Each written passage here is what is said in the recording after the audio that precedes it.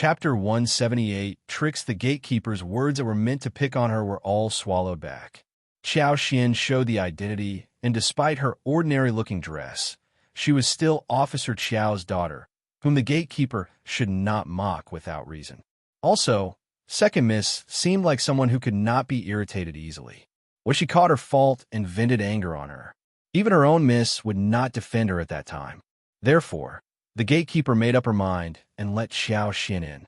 She pointed in a direction and showed a passionate smile. "You are Second Miss, right? Elder Miss Qiao and Third Miss, as well as my miss, are all at the pavilion by the lake. Wisteria flowers are blooming. Please have a look and enjoy, Second Mississippi." What a trick!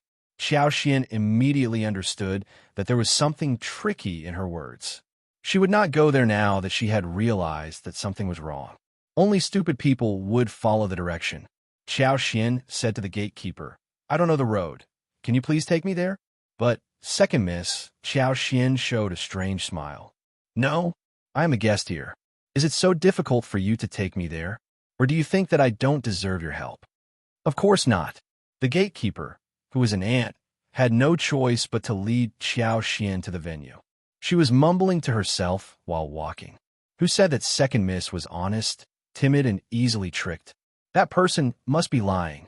The ant did not lead Qiao Xian there directly, fearing that her mistress would blame her for not following the order. She took her on a tour, so she could at least complete her misorder. Qiao Xian soon realized what this ant was doing, but she said nothing. She did not care if she had to walk a little more. Moreover, she was not worried that the ant would take her somewhere dangerous. She could see the whole abbey when she opened her magical senses. Nothing could escape her sight. She could sense where Qiao Wei and the other ladies were, and what they were doing. Suddenly, Qiao Xian paused. She was both surprised and overjoyed. She saw two small tomatoes that were growing randomly in a corner. The two tomatoes were not growing in a healthy way and had collapsed. There were flowers and red fruits, but they were not very big in size. It was something the Zhao family had gotten from somewhere, but they could not recognize what these plants were, so they put them randomly in this place. No one would spend much effort planting fruits. That was why they were left alone here. It was a very good thing for her. She glanced around and saw that she and the ant were alone. Qiao Xian suddenly let out a scream and paused in her steps. "I seem to have dropped my handkerchief. Ant, please find it for me." The ant had no intention of helping her, but she suddenly thought of something and nodded immediately. Qiao Xian smiled. "You have to return and lead the way for me, otherwise I will go home." Startled, the ant said with her breath held, "Second Miss, don't worry, I definitely will return soon." She had intended to leave directly, but if Qiao Xian left because of her absence, her miss would definitely blame her. Second Miss was an honest and easily bullied person. That was incorrect. The moment that ant left, Qiao Xian went to pick up two large tomatoes and put them in arms. She was cheering happily inside her heart at this moment. She was going to make tomato scrambled eggs, tomato stewed tofu, tomato stewed fish, tomato brisket pot, tomato mixed with sugar, tomato sauce, tomato soup, tomato noodles, and a lot more. Chapter 179 Not an empty trip. Tomatoes were sweet and sour and went well with any vegetables. They were good for soup. Any dishes added with tomatoes would be really sweet. Qiao Xian had the habit of putting the tomato in while making ribs in the past. It was not an empty trip. She was going to make the seeds grow faster, and she would be eating the fruits in no time. Ant returned soon and said, "I didn't find the handkerchief. Have you remembered it wrongly?" Qiao Xian smiled. "It looks like that. Maybe I didn't drop the handkerchief. I could have come to you, but you were here already." The ant said nothing more. She had no choice but to continue taking her forward. In fact, she almost suspected that Qiao Xian had already noticed her trick and came up with a way to make her uncomfortable. Ant could not help but feel scared as she thought about this. She wondered what more Second Miss would do if she continued to play tricks on her. She was not at all honest. By the lakeside, Qiao Ko, Qiao Wei, and Zhao Ming were talking vividly in the square pavilion. They all turned to look into Qiao Xian's direction when she arrived. Qiao Ko was the first one to react. She chuckled. "Sister, is that you?" Why are you dressed like this? I thought that you were a servant of this abbey. Qiao Wei burst into laughter, and Zhao Ming grinned as well. The other 4 or 5 ladies were either laughing or chose to remain silent. Qiao Xian was Officer Qiao's daughter after all, and no one was interested in getting involved in their family competition. They might even bring trouble for their own families if they did something unpleasant. Qiao Xian was speechless. One ass licker Qiao Ko was. She was as annoying as Qiao Wei. Qiao Xian smiled embarrassedly. This is what women from the village are like. That was what Qiao Wei wanted to hear, wasn't it? She could easily satisfy her. Sure enough, Qiao Wei looked prouder and was less sharp at Qiao Wei.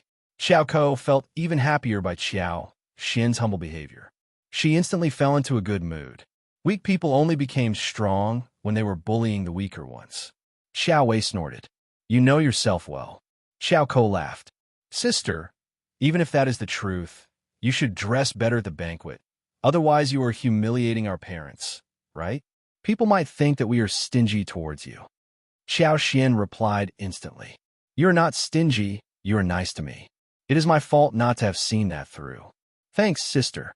Qiao Ko expected to see her humiliated and embarrassed, but she even admitted the truth generously and thanked her for the reminder.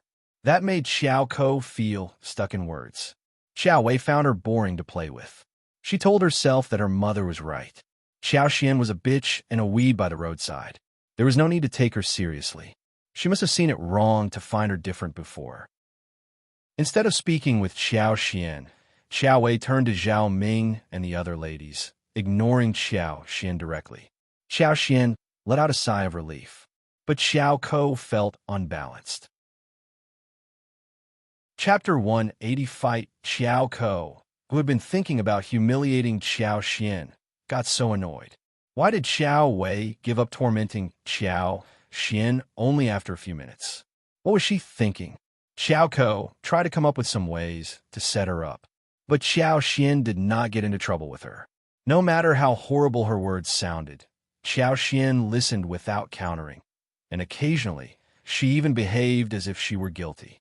On the other hand, though Qiao Wei lost interest in speaking with Qiao Xian, when she saw Qiao Ko bullying Qiao Xian, she became interested again. She wished that the 2 concubine daughters could fight each other. However, Qiao Xian was too timid to cause any trouble, which made her lose interest. Of course, she would not want to get involved. But the sisters of the Fang family did not like it. They helped Qiao Xian out by engaging in a conversation with Qiao Xian and eased her embarrassment. Jealous and angry, Qiao Ko did not like it when someone helped Qiao Xian out. What was the point of helping her? She was just a countryside woman. She rolled her eyes and screamed. Oh no, sister, I just lost my jade in the water. Can you help scoop it out? Thanks very much. They were all taken aback. The Fang family's sisters exchanged a look between themselves and felt helpless. The third miss of the Qiao family was being so unreasonable.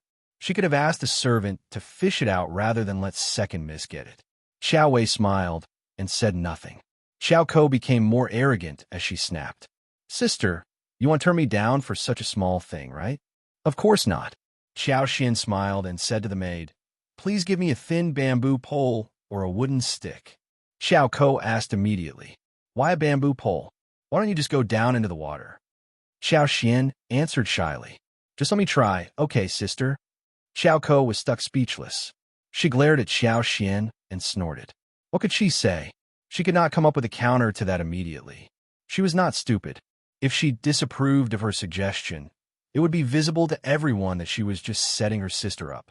It was not a glorious action, and she needed to save her face. She had already noticed people looking at her weirdly. Qiao Ko was pretending to be calm, yet she was feeling humiliated and angry inside her heart. Qiao Xian looked as if she were very honest, but she was a tricky one. The bamboo pole was finally handed over. Qiao Ko's jade was in the water grass, close to the bank. With her superpower, Qiao Xian could see the spot clearly. She could control the grass with her superpower, so that the grass moved and the jade simply floated out. Overjoyed, Qiao Xian had discovered one more function of her superpower. She had not thought about this, and decided to make use of it properly in the future. Excited, Qiao Xian decided to explore the function further. She was going to develop it well. If she could use the superpower to control some plants, she could even protect herself. Won't she be totally invulnerable then? In front of everyone, Xian used the bamboo pole to take hold of one grass blade, so the grass was tangled with Qiao's jade. Chapter 181, Xian's Compensation. Xian passed the jade to Qiao and said with a smile, "Third sister, please keep it well." Qiao's face sank as she took it from her with clenched teeth, forcing a smile out of her lips. "Thanks, sister." "No worries." Qiao pursed her lips, thinking that she was such a useless person who could not even give her sister a hard time. Qiao's obvious behavior made people feel very uncomfortable, so someone suggested that they should take a walk in the yard. The idea was supported by many people, and everyone headed towards the garden with Qiao. Qiao glared at Xian, but the very next second, she smiled and went after Qiao instead, showing a flattering expression. Xian could not help but sigh. This sister of hers was as thick-cheeked as Ms. Neo and Ms. Ma. No wonder the original host did not have a good time at the Qiao family. Her lineal sister was so arrogant, and her second sister was worse. Both of them had their own mothers as the support, but she had nothing. What did she have done? Xian raised her eyebrows and started to look around extensively. Everyone was watching the flower show and headed forward without noticing the two-finger-thick vines stretching out, which tripped Qiao over. Oh! Qiao became annoyed, but was worried that Xiao would be displeased. So she kept flattering Xiao and showed no awareness of the vines.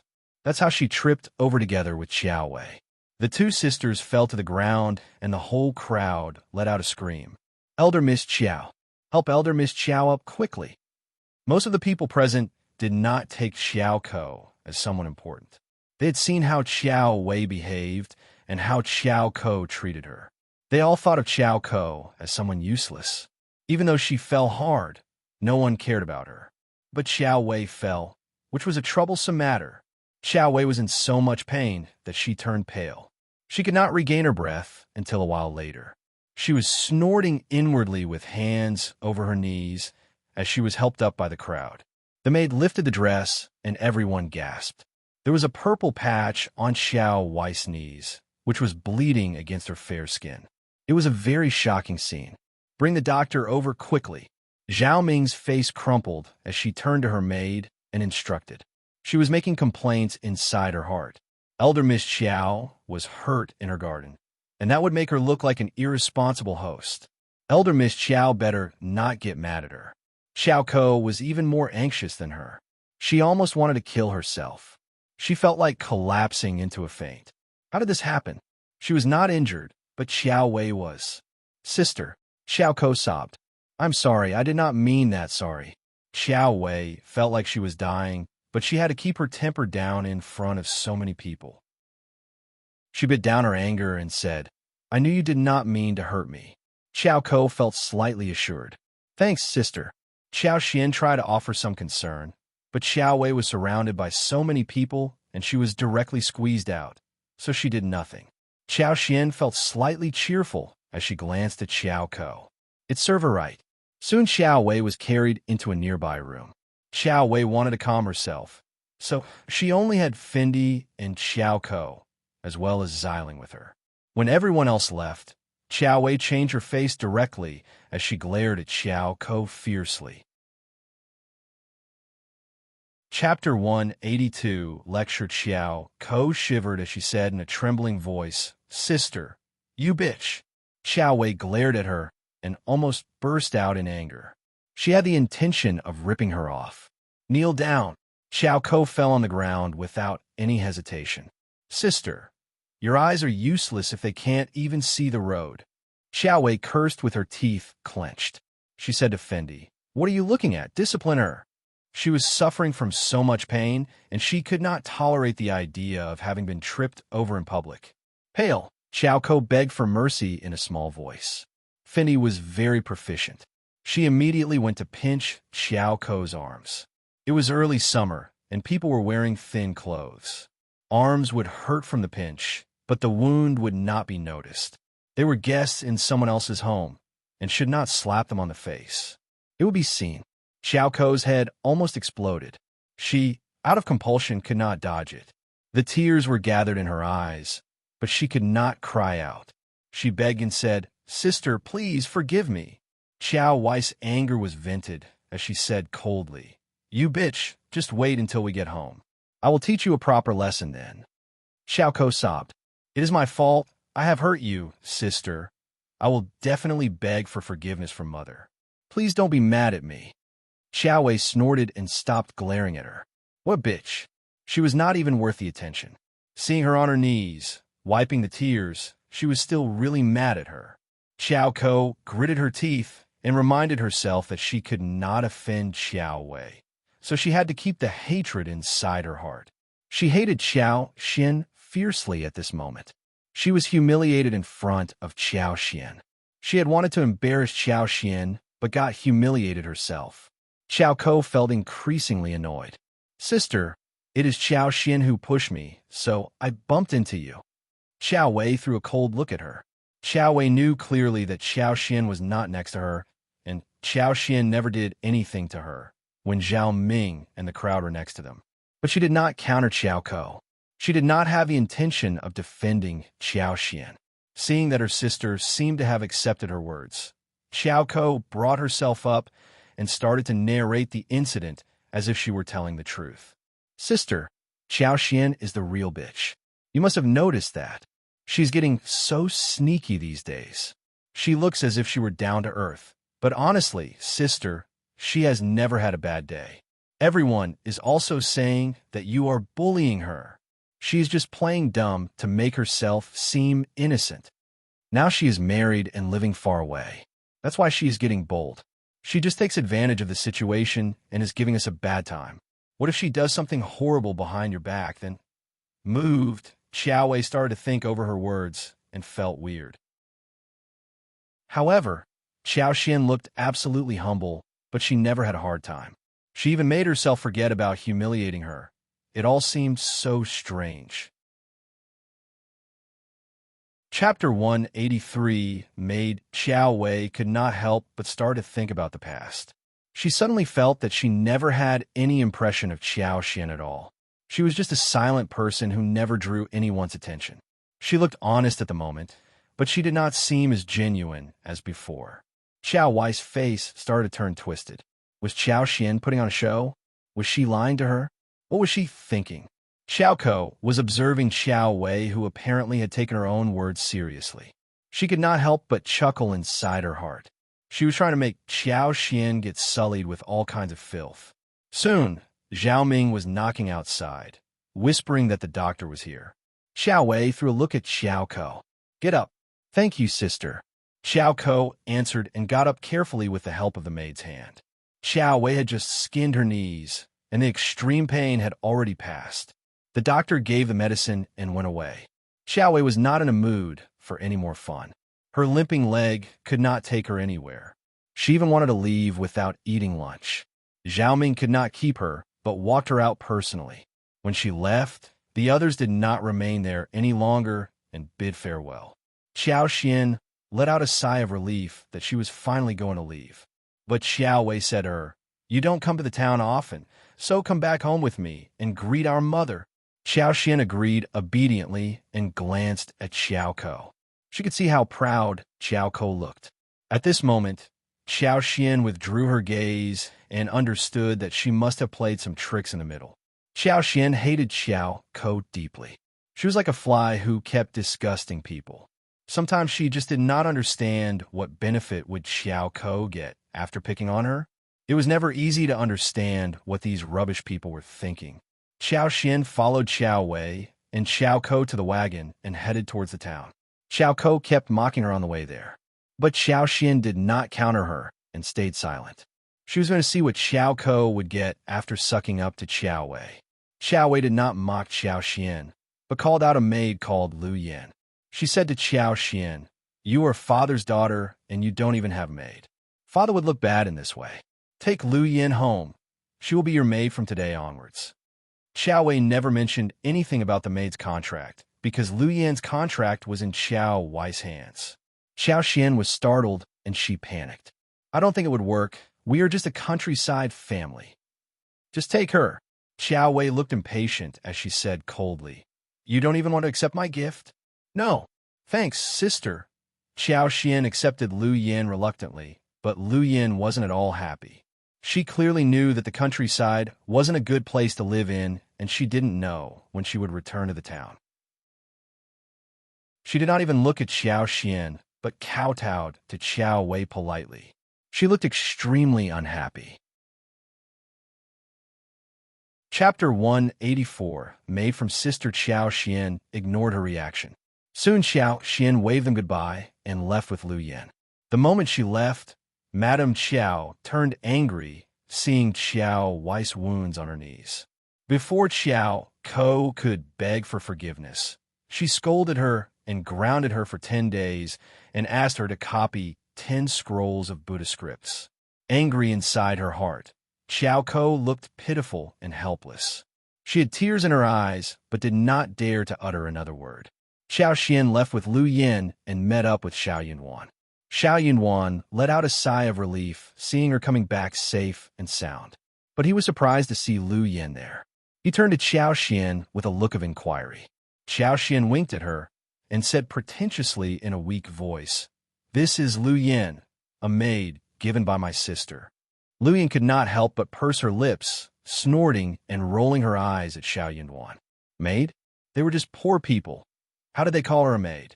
Also, her elder miss did not give her to them. She was asked to spy on them. Her contract was in her elder miss' hands, who said that when she was done with her task, she would be brought back home again. Did this couple really think that they were someone of importance? Did they think that she was going to serve them for a long time? They were just dreaming. Xiao Yunwan frowned slightly. He understood what elder Miss Qiao wanted to do. Madame Qiao must have been involved in it too. Xiao Yunwan did not show any reaction when they were in town. He nodded gently. I got it. Then let's go home. He was totally relieved to see Qiao Xian safe and sound. Yes, let's go. Qiao Xian nodded and felt a bit gloomy. She could do something about Lu Yin, but she was not going to do that right away. They had no choice but to return empty-handed, instead of buying some meat and snacks for home. What bad luck for them. The roasted chicken they bought the other day was used to save the man on the road. She had intended to buy another one today. The roasted chicken looked crispy on the surface, and it must be delicious. They rented the bullock cart for their transportation. The rakes were almost done, and they did not need to spend money on rakes anymore. So they had the bullock cart with them. The rent was twice as high as on regular days. Xiao Yunwan was driving the cart, while Qiao Xian took the back seat. But Lu Yin did not like it. She did not even help Qiao Xian get onto the cart, and even if she saw Qiao Xian getting on the cart, she refused to do anything. Qiao Xian sneered inwardly. What was this maid thinking? She had her life at the mercy of someone else. What rights did she have to showcase her sense of superiority in front of a free woman like her? How ridiculous. But she did not bother to engage with a stupid woman like that. Instead, she said gently, with a smile, the cart is a bit shabby. It is okay if you aren't used to it. You will be able to catch up with us. We won't run too fast, so you can walk along. Lu Yin was startled. So, she was either taking the cart or walking. Qiao Xian was not going to hire the wagon for her. She did not have money. Lu Yin felt that Xiao Xian was actually stabbing her right in the face, and she could not see what was going on. However, she was not going to walk it. She was going to travel far into the mountains, and she needed to keep her legs for such an unknowingly long trip. Chapter 185, Overcome. Lu Yin pursed her lips, but started to climb up to the cart unwillingly. When she was about to climb on, Xiao Yunwan waved the whip that hit straight on the bull's back. The bull, which got the jerk, suddenly lunges forward. Lu Yin let out a frightened scream. She took hold of the edge and climbed onto the cart in a messy way. But Xiao Yunwan did not have the intention of stopping. He did not care about the commotion behind his back. Xiao Xian asked Xiao Xian in concern. Are you all right? She almost burst into laughter, but controlled it. Xiao Yunwan, who looked so honest, could even throw a prank like this. She loved it. After a long while, Lu Yin finally settled on the cart. She was furious and glared at Xiao Xian. all right? She was not at all right. Qiao Xian ignored the stare and showed a gentle smile, sounding tolerant. That is how a bullet cart works, not as comfortable as a cart. So, please learn to get used to it. Having said the words, Qiao Xian ignored her and whispered to Xiaoyan. Looking at the shabby cart and the chair that had been taken by Qiao Xian, she found that she did not even have anywhere to sit apart from the filthy board. Moreover, her hand was still on the board. Lu Yin felt so disgusted that she raised her hands in the air. The next second, she again got flung backwards on the cart and almost got herself smashed on the board. Feeling wronged, Lu Yin burst into tears. She felt so humiliated, but she did not want to show it. So, she tried to hide the sobbing sound. Poor her. Why her? Why was she suffering from misery? She did not want to stay here anymore. She turned to Qiao Xian's retreating figure. It was the second miss who made this happen. She was going to see what second miss had, so she could take revenge on her when she returned. Finally, they arrived at the village. Xiaoyan and Qiao Xian led Lu Yin home. Seeing the shabby-looking house, Lu Yin felt even more sad. What a terrible place. Qiao Xian felt a little bit troubled too. What was she going to do about the accommodation? They had 2 rooms available, but they needed to be cleaned up. Qiao Xian presented Lu Yin to Ms. Fang and Xiao Taodao. Then she turned to Lu Yin. Come and greet Madame Xiao and third miss. Lu Yin was startled. Ms. Fang and Xiao Taodao were startled too. No, it is okay. Ms. Fang shook her head and arms. She was not used to such behavior. Qiao Xian added, Mom, this is the maid my sister gave us. We can use her in any way we want. That is the rule. Lu Yin, kneel down and greet them. Slaves, when they met their masters for the first time, needed to kowtow. Lu Yin felt dizzy and was shocked.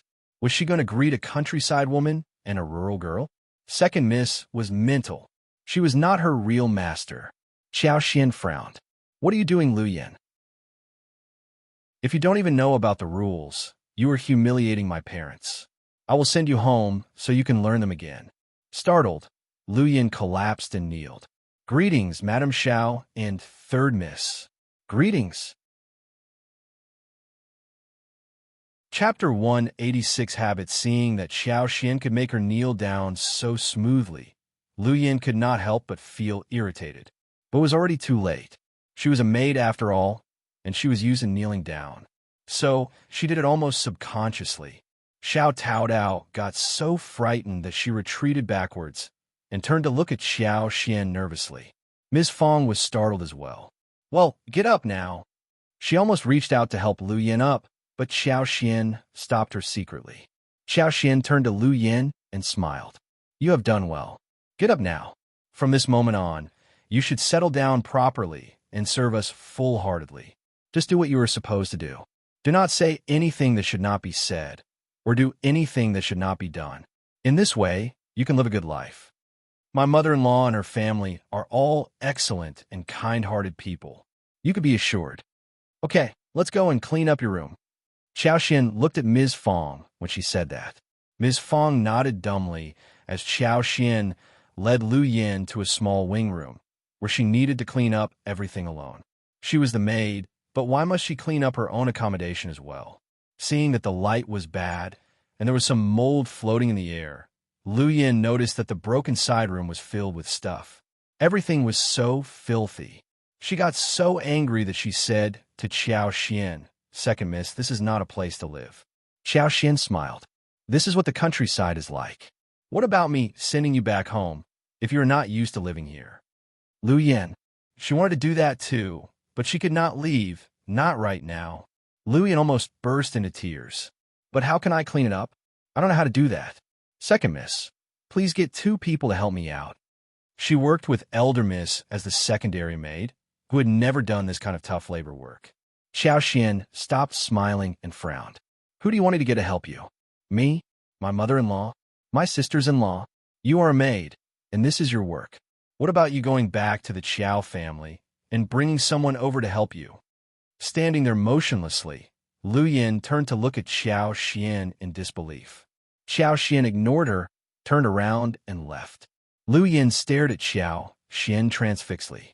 For a moment, She almost felt that there was something wrong with Second Mississippi, but she said nothing in return.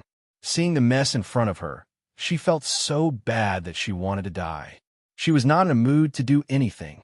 Qiao Xian went to speak with Ms. Fang and Xiao Taodao about Lu Yan's presence here. I did not dare to tell you about this, Mom, because I was worried that you would hate me. My lineal mother doesn't like me that much, and Lu Yan is here to spy on me. She might even do something to make our family worse. So, Xiao Taotao was transfixed. She always believed that fifth sister-in-law must have lived a good life at her mother's home, where she never needed to worry about anything. But it seemed that her fifth sister-in-law had not been in a good position earlier. The kind-hearted girl felt so sorry for fifth sister-in-law. She did not have a mother to love her and did not even dare to report it to her father. It was so difficult. She was going to treat her fifth sister-in-law well, so she could live a happy life. Chapter 1, 87 Ideas. Ms. Fang was dumbfounded. She felt very sorry when she heard her daughter-in-law. She soon realized what was going on. No wonder she had felt that something was wrong right at the beginning. The Qiao family did not seem to be very passionate about marrying their daughter. She had thought it was because they never thought the Xiao family were a good match for their girl, but she never expected that it was because their daughter was not considered as someone important. Her daughter-in-law did not even bring a maid with her. She should have noticed that before. Good girl, don't be silly. I will never blame you. I will cherish you for the rest of my life. This maid is not here to serve you full-heartedly. Now that I understand that, I will not allow her to do anything bad against us. Ms. Fang consoled Qiao Xian and started to feel disgusted towards Madame Qiao and her husband. She knew what she should do with Lu Yan. Madame Qiao and Officer Qiao were blind not to treat such a good girl kindly. Qiao Xian let out a sigh of relief and smiled brightly. I feel so relieved that you don't blame me. I will definitely treat you and all the siblings well. Ms. Fang smiled. You are already treating them well already. Qiao Xian added. Lu Yan may not be that obedient. You have to stay alert and tell sister-in-law about her too. Ms. Fang nodded. I will. Don't worry. If she ever dares to do anything, I will beat and scold her. She's just a maid, isn't she? Ms. Fang, who had not been pleased with the maid, suddenly felt motivated. She found herself feeling like the master. Qiao Xian chuckled and nodded. Of course. Ms. Fang was satisfied with her response. Qiao Xian went to Xiao Yunduan and discussed the matter. They had no idea what Xiao Wai's purpose was. Qiao Xian said, my lineal sister always has different ideas. I believe that Xiao Ko must have said some bad words about me. Let us just keep the maid. She won't be able to turn the table. Xiao Yunduan nodded. Don't let her know that you can make money. Hide it well. Qiao Xian burst into laughter, feeling warm inside her heart. I will, she suddenly added. She should never get close to our room or touch your books or disturb your studies. Xiao Yunduan nodded seriously. I will not allow her to get close to me at all. Qiao Xian liked what she heard and gave him a smile. When they were done talking, Qiao Xian asked Xiao Tao to come over to her room. They took out the seeds of tomatoes and sun-dried them so they could be planted. Qiao Xian took out the seeds, spread them out in a small round dustpan covered with gauze. She said to her, Tao Tao, please take good care of the seeds for me. They should only be planted after being sun-dried. The fruits can be eaten as either snacks or vegetables. They're good things. Qiao Xian did not want Lu Yan to see these, nor did she want mice or birds to peck at them, so she entrusted Xiao Taodao to do the job. Xiao Taodao nodded at her and said, Don't worry, fifth sister-in-law, I will take good care of the seeds and lose none. Qiao Xian smiled. Just relax and make sure that you have some left. She believed that one seed could create a whole plain. She could make it spread faster and wider after that. Chapter 188. Feeling good, the two of them talked, and then went up to the yard for a walk. There were many loquats, plums, mulberries, and bayberries in the garden, which looked very attractive as they were hanging on the branches. The two of them held a few in each basket. They washed and sun-dried them, so that the whole family could eat it. Wild lemons had grown quite a bit, so had peaches as well as dates, persimmons, pears, grapes, and figs. The watermelon's veins were everywhere, casting a patch of greenness on the ground, looking really interesting. The watermelons were round and in different sizes. The large ones were as big as bowls. Qiao felt that she could pour in some power, so the watermelons could be ready to be eaten earlier. What a wonderful thing! The pomegranates were also blooming, and they were particularly bright and dazzling. No wonder there was a sentence in the ancient poem, "In May, the pomegranates shine brightly." The planted Panax Noto ginseng and ginseng had already sprouted and grown more than 2 inches tall. Gastrodia looked even more energetic and neat. Xiao Taodao was very careful and excited when seeing the medical herbs. They were all worth a lot of money. She was so happy for fifth sister-in-law, even though the plants did not belong to her. By evening, the whole family was back and learned about the maid. 4 farmers' families. It was a fresh thing, so Lu Yin attracted a lot of attention as if she were someone rare. Lu Yin started to feel quite proud inwardly. She could not help but straighten her back, thinking that these rural people must have not seen the noble air around a girl like her. The maids from large families were surely more noble than ordinary daughters. Also, she was in a better position than those from the large families, since she was working at the officer's home. These rural people must feel so ashamed and jealous seeing her. But those villagers felt strange as to why she looked so proud. Only Qiao Xian and Xiao Yinduan could tell what she was thinking, and they rolled their eyes inwardly. Qiao Xian decided to get 2 crucian carps from the backyard water tank and braise them. There were many fish and shrimps in the river, and Xiao Xiaoqi always brought back some and added them to the water tank when they ran out of ingredients. Qiao Xian was used to making meat dishes, and Ms. Su, as well as Xiao Taodao, would take care of the preparations. Seeing Qiao Xian working so hard in the kitchen, Lu Yin stayed far away from them, fearing that Qiao Xian would ask her to help as well. She laughed at Second Mississippi. She was even worse than a maid like her. She had never needed to do any work in the kitchen. She was going to remember this and tell Elder Miss about this. Her Elder Miss was definitely going to be very happy. Qiao Xian made braised carps, steamed eggs, and then walked out of the kitchen.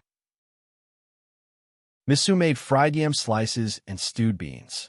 They added a bowl of sponge gourd, and the whole family started to eat together. Before Lu Yin could see the dishes, Qiao Xian took her to the kitchen. "We don't have any rules here. You don't have to stay by our side when we eat. You can eat in the kitchen if you want to." Lu Yin, staying by their side? What were they dreaming about? Chapter 189. Too lazy, thinking that the rural people did not live in a luxurious state, Lu Yin refused to eat with them on the same table. So, she nodded and left. Qiao Xian smiled and went for lunch, leaving Lu Yin alone in the kitchen. Lu Yin looked at the dish that was left for her. There was half a bowl of rice, with yams and beans, as well as some slices of gourd. All were vegetables, and there was not much oil in them. How could this be edible? Ms. Fang told Ms. Qiao to put in as many seasoning spices as possible, which was much better than before, considering that the family had plenty of money for the moment. At least right now, the dishes were not tasteless. But compared to the kitchen of the county magistrate's home, the dishes definitely paled in comparison. Lu Yin was a secondary maid, who was used to eating meat during every meal. Whenever Qiao Wei was happy, she would even give the maid some desserts or leftovers of the delicious dishes. So, Lu Yin was not at all used to the poverty she had to face now. Seeing the rice and vegetables, Lu Yin suddenly felt unhappy. How could this food be eaten? She was not satisfied, but Qiao Xian, who was very cautious towards her and could punish her whenever she made mistakes, would never mistreat her. If she were in anyone else's family, she would not even end up being given a bowl of rice. Lu Yin could not stand it anymore. She ate a small portion of the dish, put down the chopsticks and bowl, and returned to her wing room. She kept sobbing lying on the hard and shabby wooden bed. Lu Yin had a very difficult time throughout the night. The following day, when Lu Yin woke up, she was feeling very sore on her limbs and back. She felt like dying all alone in this place. But she was here on a mission, and she could only leave when she was done with the task. That made Lu Yin feel motivated. Her mission was not about serving the whole family, so she refused to get out of the bed when she woke up, where she was asked to do hard labor work. Luyan did not get up until a long while later. Ms. Fang was alone at home, taking care of her grandchildren. The others were out for work, except for Xiao Yunduan, who was studying in the room. Xiao Xian was making lipsticks in the floral field. Ms. Fang would have gone out with her grandchildren to visit others, but for the fact that she had to keep an eye on Lu Yan. She glanced at Lu Yan's room, feeling very displeased. How could a maid be so lazy? She should have been sold away. Lu Yan combed her hair, washed her face, and found 2 steamed buns for breakfast. She ate them up in silence. The steamed buns were cold and stiff. For Lu Yan, they were like wax. Lu Yan was greedy for the steamed buns with meat and ground meat porridge. She desperately wanted to go back to where she came from. Lu Yan gave herself a pep talk and then went up to Ms. Fang. "Greetings, Madam Xiao," she came to Ms. Fang and said with a flattering smile. "Young master grandson and lady granddaughter are so good-looking. They must have a great fortune in the future." Xiao Junyan and Xiao Qing were eating loquats and plums, seated on the chairs next to Ms. Fang. The bright yellow loquats and dark red plums were big and plump, and the juice flowed across the lips when they took a bite. The flesh was thick and tender, and the fruit was full of flavor. The 2 children ate everything with relish and had satisfied, smiling faces. It looked delicious at first sight. Lu Yan could not help but feel like eating the fruit as well. She gulped down the saliva and reached out for the basket. Chapter 190, Not Ms. Fang moved the basket and snapped at her. "You are not at all honest. You are such a lazy maid. Even the most lazy woman in the village wakes up at this hour and does not even get to eat porridge." Lu Yan sneered and thought that she was not a woman from the village anyways. Lu Yan felt humiliated when she was snapped at by an elderly woman from the countryside. She forced a small smile out of her lips. "You are right, Madam Xiao. I will correct myself. Where is second miss? Is she also working in the field?" "Of course." Ms. Fang snapped at Lu Yan as she pursed her lips. "We need to eat by doing labor work. You can sweep the yard. The broomstick is in the corner. That is your job from this day on. 1 sweep in the morning and the evening. No early sweeping in the afternoon. Wait until the ducks, chickens, and geese all return to the nests." Lu Yan felt even worse when she heard about her task. "Madam Xiao." Lu Yan's smile stiffened as she said unhappily, "But I am here to serve second miss, and I can't do such heavy labor. I'm not good at it either. There is such a thing as serving." Miss Fang's eyes arose as she sneered. "Let me tell you, Ms. Qiao is working at our home, and your status is even less than hers. What are you countering me for? One more word, and I will slap you right on the face." Lu Yan's face turned pale. She was startled. She believed her words completely.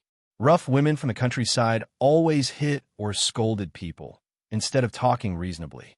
She could look down at Ms. Fang and her family in her heart, but she could not dare to counter Ms. Fang if she really slapped her. "It is my fault. I am sorry." "Madam, don't be mad. I will sweep the floor now." Instead of arguing, Lu Yan started to sweep the floor. Ms. Fang frowned. Xiao Taodao had swept the floor early in the morning. Lu Yan could never do a good job. This was such a mess. Ms. Fang looked down at her inside her heart. What was she doing here? And she even wasted their food. Ms. Fang wanted to drive her away directly, if she could. Lu Yan sneaked back to her own room when she saw that Ms. Fang was not paying attention to her. The broken wing room was a poor place, but it was much better than doing the labor work. She was very worried that Ms. Fang would make her do the hard tasks again. Lu Yan kept herself hidden from everyone. Xiao Xian, as well as the rest of the family, did not care, because they never expected her to do anything in the first place. Xiao Xian even was worried that Lu Yan would seduce Xiao Yunduan, but it seemed that Lu Yan was avoiding the brothers of the Xiao family, fearing that she would be too attached. That made Xiao Xian feel quite assured. Lu Yan did not dare to irritate Ms. Fang, so she tried to get close to Ms. Su and Xiao Taodao, hoping to get some news about Xiao Xian from them. But Ms. Fang had told Ms. Su and Xiao Taodao not to say anything, so her attempts failed. They were worried not to be able to counter Lu Yan, who might use tricky means, so they kept silent and said nothing. Without any way out, Lu Yin failed to get any valuable information for Elder Miss Qiao. So she clenched her teeth and expressed that she was going to keep Qiao Xian company to do labor work in the fields. But Qiao Xian turned her down. Chapter 191 Different Identities. She was never going to let her know about the existence of her floral fields. Qiao Xian's rejection caused suspicion in Lu Yan's eyes. She tried to stalk Qiao Xian, but was discovered by Xiao Xiaoqi. Qiao Xian lectured her and asked Xiao Tao to take her to Ms. Fang. Lu Yan tried to sneak into Xiao Yunduan and Xiao Xian's room when Xiao Yunduan was at the college for studies, trying to find something there. But Ms. Fang got to know and found her when she was going through the wardrobe. Ms. Fang snapped at her angrily. Knowing that she was not in a good position, Lu Yan apologized and did not dare to counter her. Knowing what happened, Qiao Xian angrily slapped Lu Yan right on the face, pointing at her and cursing. "Who do you think you are? How dare you rummage through my room? If you ever do that again, I'm going to chop your hands and ruin your face. Let's see if my good mother is going to defend you then." Qiao Xian did not care if Lu Yan was idling around, but she could not stand it when she dared into her room. Lu Yan should never be allowed to find anything in her room. Slapping her was the least punishment she could give to her. Lu Yan felt her face flush badly. She was so shocked that she even forgot to scream and stared at Qiao Xian in surprise. Did Second Miss just slap her? How could Second Miss be so ferocious? Did she really actually hit her? She was the timid and honest Second Miss. She was supposed to be weak. Lu Yan felt as if she were dreaming. Lu Yan believed that Qiao Xian was a timid person who could be bullied easily, and that was why Lu Yan sneaked into Qiao Xian's room. Any servant would be punished heavily if such a thing happened in a family. Servants might even die if their masters had a bad temper. Heard what I just said? What? Lu Yan brought herself back and felt pain arising on her cheek. Second Miss seemed so intimidating at that moment. She could not help but shiver as she replied, "Yes, I did." "Then bear my words in your mind." Qiao Xian sneered. "Don't you ever forget whose hands you are in. I'm not out for your blood, but don't think that I am someone easily bullied. If I am going to punish you, your contract will become mine too. I can ruin you, and your master will not be able to do anything about it. Understand?" Lu Yan turned pale and showed horror and fright. If Second Miss ruined her, Elder Miss would definitely not help her, but blame her for not being able to complete the mission well. She would kick her away instead of caring about her. Elder Miss might blame Second Miss as well, but what more could she do? Second Miss was also Officer Qiao's daughter. Lu Yan suddenly realized who she really was. She was just a maid, and Second Miss was the master. They had a huge difference in their identities. If Second Miss ignored her, then things would be fine, but if she wanted to do anything to her, she would be helpless against the attack. "Go into the wing room. No food for you today," Qiao Xian said coldly. Without uttering any sound, Lu Yan rushed away. Back in the wing room, Lu Yan collapsed onto the hard wooden bed, and her heart throbbed heavily. Chapter 192 Elder Miss Prize. But soon Lu Yan became excited again. Her eyes were sparkling. No wonder Elder Miss had sent her to watch out for Second Mississippi. There was something wrong with Second Miss. She was hiding herself so well that she did not reveal her real temper until this day. Elder Miss was so smart to have noticed this secret. Lu Yan turned extremely happy. It was a great piece of news. She was going to take the information to Elder Mississippi. Elder Miss was definitely going to bestow great prizes and praise her. Elder Miss had told her that Second Miss would go back to her mother's home on the 15th day of August. At that time, she would reveal everything to Elder Mississippi. All she needed was to wait until that day.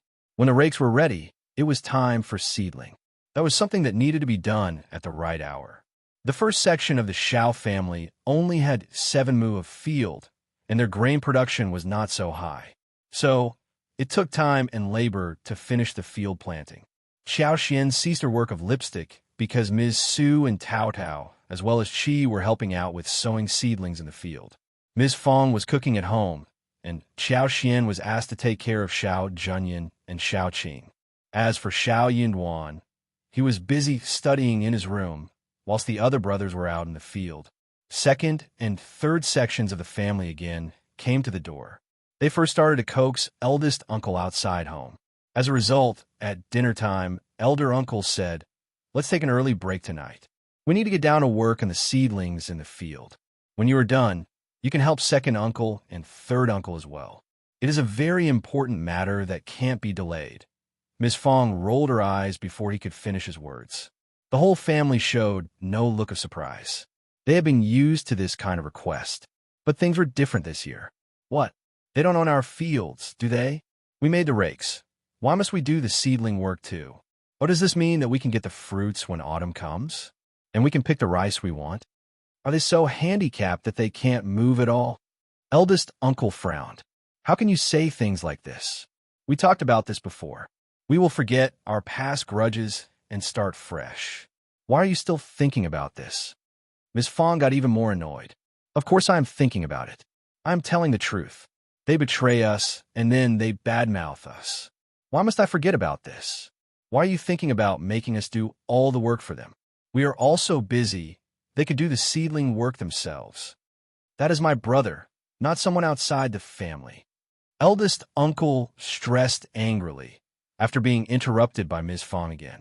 You are behaving over the top. We can help them when we have time. Also, they will help us with seedlings too. What are you splitting your hair for? We don't need them. They can do their own work if they have time. Chapter 193, Clear in Mind, eldest uncle glared. You are not working in the field, so you have no rights to make a decision. Miss Fang looked at her sons. Do you need second and third uncle for help? Xiao Dalong was too honest to make an expression. He scratched his head and did not dare to utter a sound. Miss Su did the same thing too. She did not say a thing, but inwardly, she was cheering for her mother-in-law. Xiao Sanlang did not give up after hearing what his mother said. I don't think so. They're always lazy, and they never do anything. Xiao Xiaoqi and Xiao Taodao nodded in agreement. They're so lazy and slow. We are much faster. Last year, when we helped second uncle with the seedling, second aunt-in-law took second cousin back home and told her to help with cooking. But when we came to her home for lunch, we did not get to eat any food except for one pot of porridge and pickles. That was such a simple lunch that I believe the second aunt-in-law could have done it alone. Eldest uncle heard that. Miss Fang sneered. No one cares about them. They are just tricking us. They're getting more and more treacherous towards us.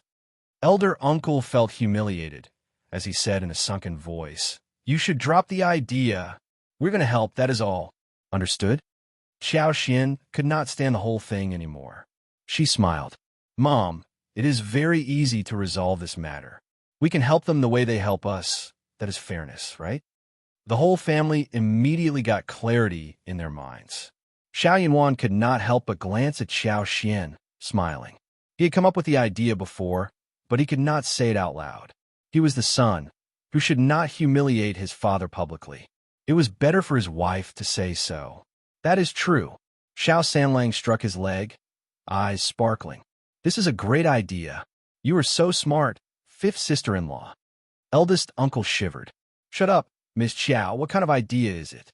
Seedling is an important thing. We have to take it seriously. Miss Fang was very displeased. She sneered. What are you shouting at my daughter-in-law for? We're being totally fair, not messing around. Seedling is a very important thing, so you can ask your brothers to pay attention to their own business. It should not be delayed, right? Why didn't you blame them for being lazy? Isn't seedling important for them? If you like them so much, you can help them yourself. Qiao Xian said, after the seedling process is over, we're going to host the wedding for the third sister-in-law, and we are totally occupied. I need to hire elder brother and elder sister-in-law to help with preparations. She really did not have time to help the other sections of the family with anything. Qiao Xian was not yet done with lipsticks. She needed to continue with her work. Yuezhing Xiao had told her that she should make as many as possible, and he was going to buy them all. They only had 500 lipsticks available for sale. She had to hurry up. One lipstick was worth 2 liang, and that was a great thing. They had no wax, so she needed to take Qi and Taodao into the mountains. She was going to take in 30 bees boxes within a month. She planned to plant mushrooms too, apart from lipsticks. She had made a new plan. She was going to plant fungus, especially white fungus, which were widely accepted, valuable, and precious. Chapter 194, Not Others in addition. She could plant some straw mushrooms, enoki mushrooms, oyster mushrooms, and poplar mushrooms, which would be delicious to be eaten. She did not trust anyone else but her family.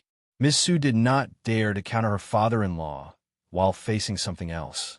But Xiao Xian was talking about the business that helped Ms. Su to earn money, so she had to say something. Working for Xiao Xian helped her earn money, and that made Ms. Su feel really pleased. She often counted the money she had saved in the room, laughing like a silly woman. She was saving it all for her own future. So when Xiao Xian offered some more work, while her father-in-law intended to get them to help the other sections of the family, she felt really annoyed. As a result, Ms. Su said boldly, "True, Dad, we can't delay what fifth sister-in-law needs us to do, right? We must help our own family first." Ms. Fang looked at Ms. Su. "You are right. We should understand who is closer and who is further away from us." Furious, eldest uncle finally snapped. "You are all trying to irritate me. All right then, you all can stay put. I will go over myself." Having said the words, eldest uncle walked away, angrily. Ms. Fang sneered. "All right, just leave my sons alone. Don't you forget to stay for lunch there." Eldest uncle wanted to ignore what she said, but caught all of it. He got so annoyed that he almost tripped over. Xiao Xian bit her lips hard, trying not to laugh. Xiao Dalong panicked. "Mom, will this work? Will Dad get mad?" Xiao Xian was laughing inwardly. This elder brother was way too down to earth. Of course, her father-in-law was angry. He got so angry that he almost collapsed. "Just leave him alone." Ms. Fang sneered. "He asked for it. You should all listen carefully to me. Never join him and help them." Xiao Samlang and the others nodded happily. "I want never."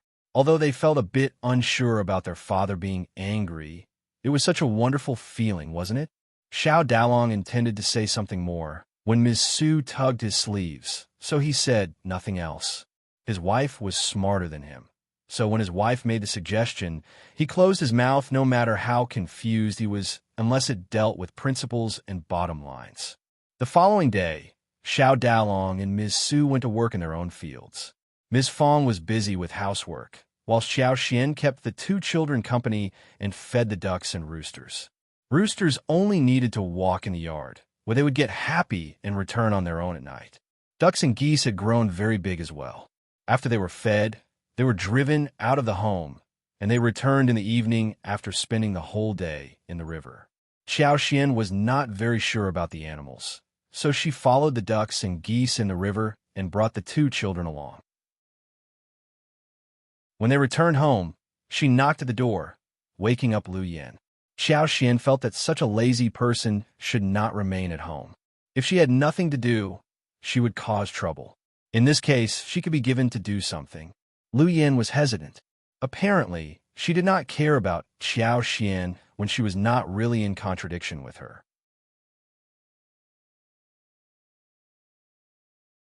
Chapter 195, Real Second Miss. But for Shouting Village, which was far away from the town, and she, as a single girl, was worried about running into something unpleasant on the way, she would have run away rather than stay here. That was why Xiao Xian was never worried about her running away. Seeing how Lu Yan was behaving, Xiao Xian sneered. "Sweep the floor clean, chop the wood well, and wash all the clothes. No food for you if you don't finish the work. If you can stay hungry for a couple of days, then you are welcome to do nothing." She had not entrusted her with any work before, because she wanted to see what Lu Yan could do. It was never difficult for her to rectify her. Lu Yan was surprised, unconvinced, and extremely furious. She was certain that the second miss had changed. She was different from before, or the second miss had always been pretending in the past. Second miss at this moment was the authentic one. Lu Yan had never respected Xiao Xian, so when she was threatened, she was not very happy. She threatened back in a soft tone. "Second miss, don't forget That elder miss has told me to bring you back for the gift presentation on Mid-Autumn Day. I am a person given by Elder Miss and Madam to you. I can only serve you with some tea. You should remember who is behind me. Second Miss, you are humiliating me constantly. That is not good, right? Qiao smiled. You are wrong. What do you mean by who is behind you? Should I explain my actions to you? Do you think that just because your contract is not in my hands, I could do nothing about you? Mid-Autumn Day is still not here yet. Do you think that I will be afraid of your report to them? Just wait and see what happens if you disobey me, okay? Lu Yan's face changed slightly as she stood motionlessly, but she still did not want to move. She refused to do any labor work. She just did not want to do farmer's work. Maids from the mansion never did anything like this. Qiao raised her eyebrows and was about to say something when Ms. Neo came in with her grandson in arms. She shouted, Elder sister-in-law, you bear the grudge in your mind for so long. What are you staying here for? We're just offering our help. Ms. Fang countered immediately. I don't care. You can do your own work if you want to. We don't need your help because you're going to say that your time and fields got wasted because you helped us with seedlings. How horrible that would sound. Ms. Fang told the other two sections of the family not to visit them. She did not help them either. Second uncle and third uncle had an argument with Ms. Fang, but they never showed up anyway. They believed that they were kind-hearted, but they were turned down early in the morning. Even good-tempered people would not feel pleased after a while. Ms. Neo came to the door directly when she became frustrated. Now she got even more furious when she was countered by Ms. Fang. She became anxious and panicked. Actually, she was upset about having to do everything alone. She had been waiting for the first section of the family to help, as always done in the past. She could not stand losing the easy help, which used to be available to her every time in the past. She was a greedy person and felt that she had been put into a disadvantageous situation. Ms. Fang was so disgusting, she thought. Ms. Neo glared at Qiao. She felt that it was all Qiao's fault.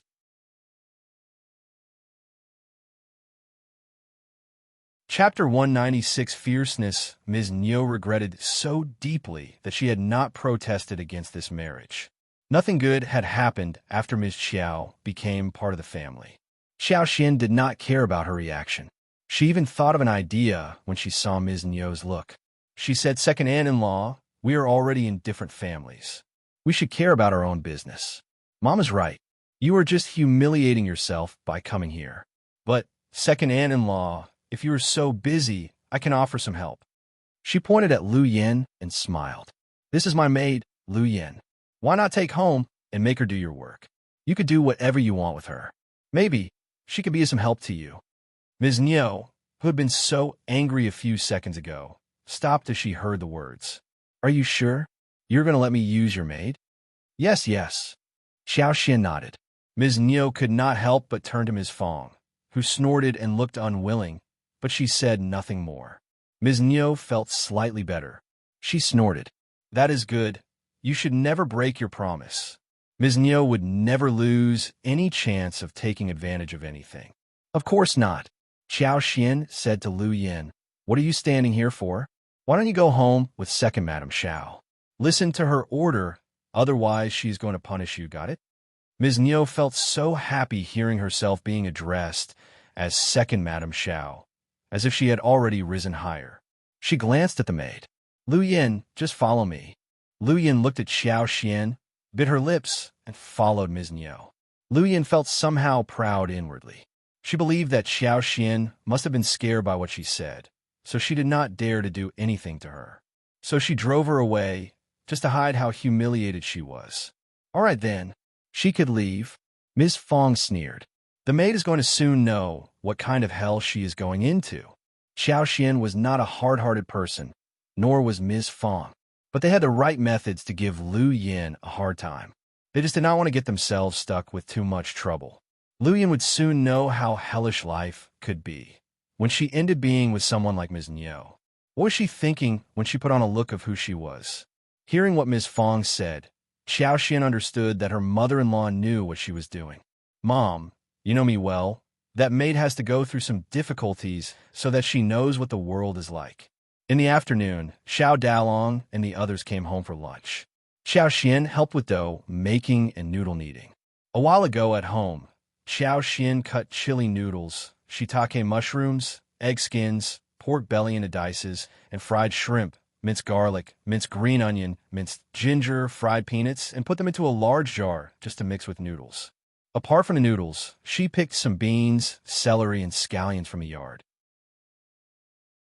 The beans and celery were chopped, blanched in boiling water, while scallions were cut into minced green onions as seasonings. When the water was boiled, the noodles were cooked and scooped up so the vegetables, sauce, and sesame oil, as well as vinegar, were mixed with pickles from a jar. It looked tasty and appetizing. The dish was simple, and the meal made people feel so satisfied.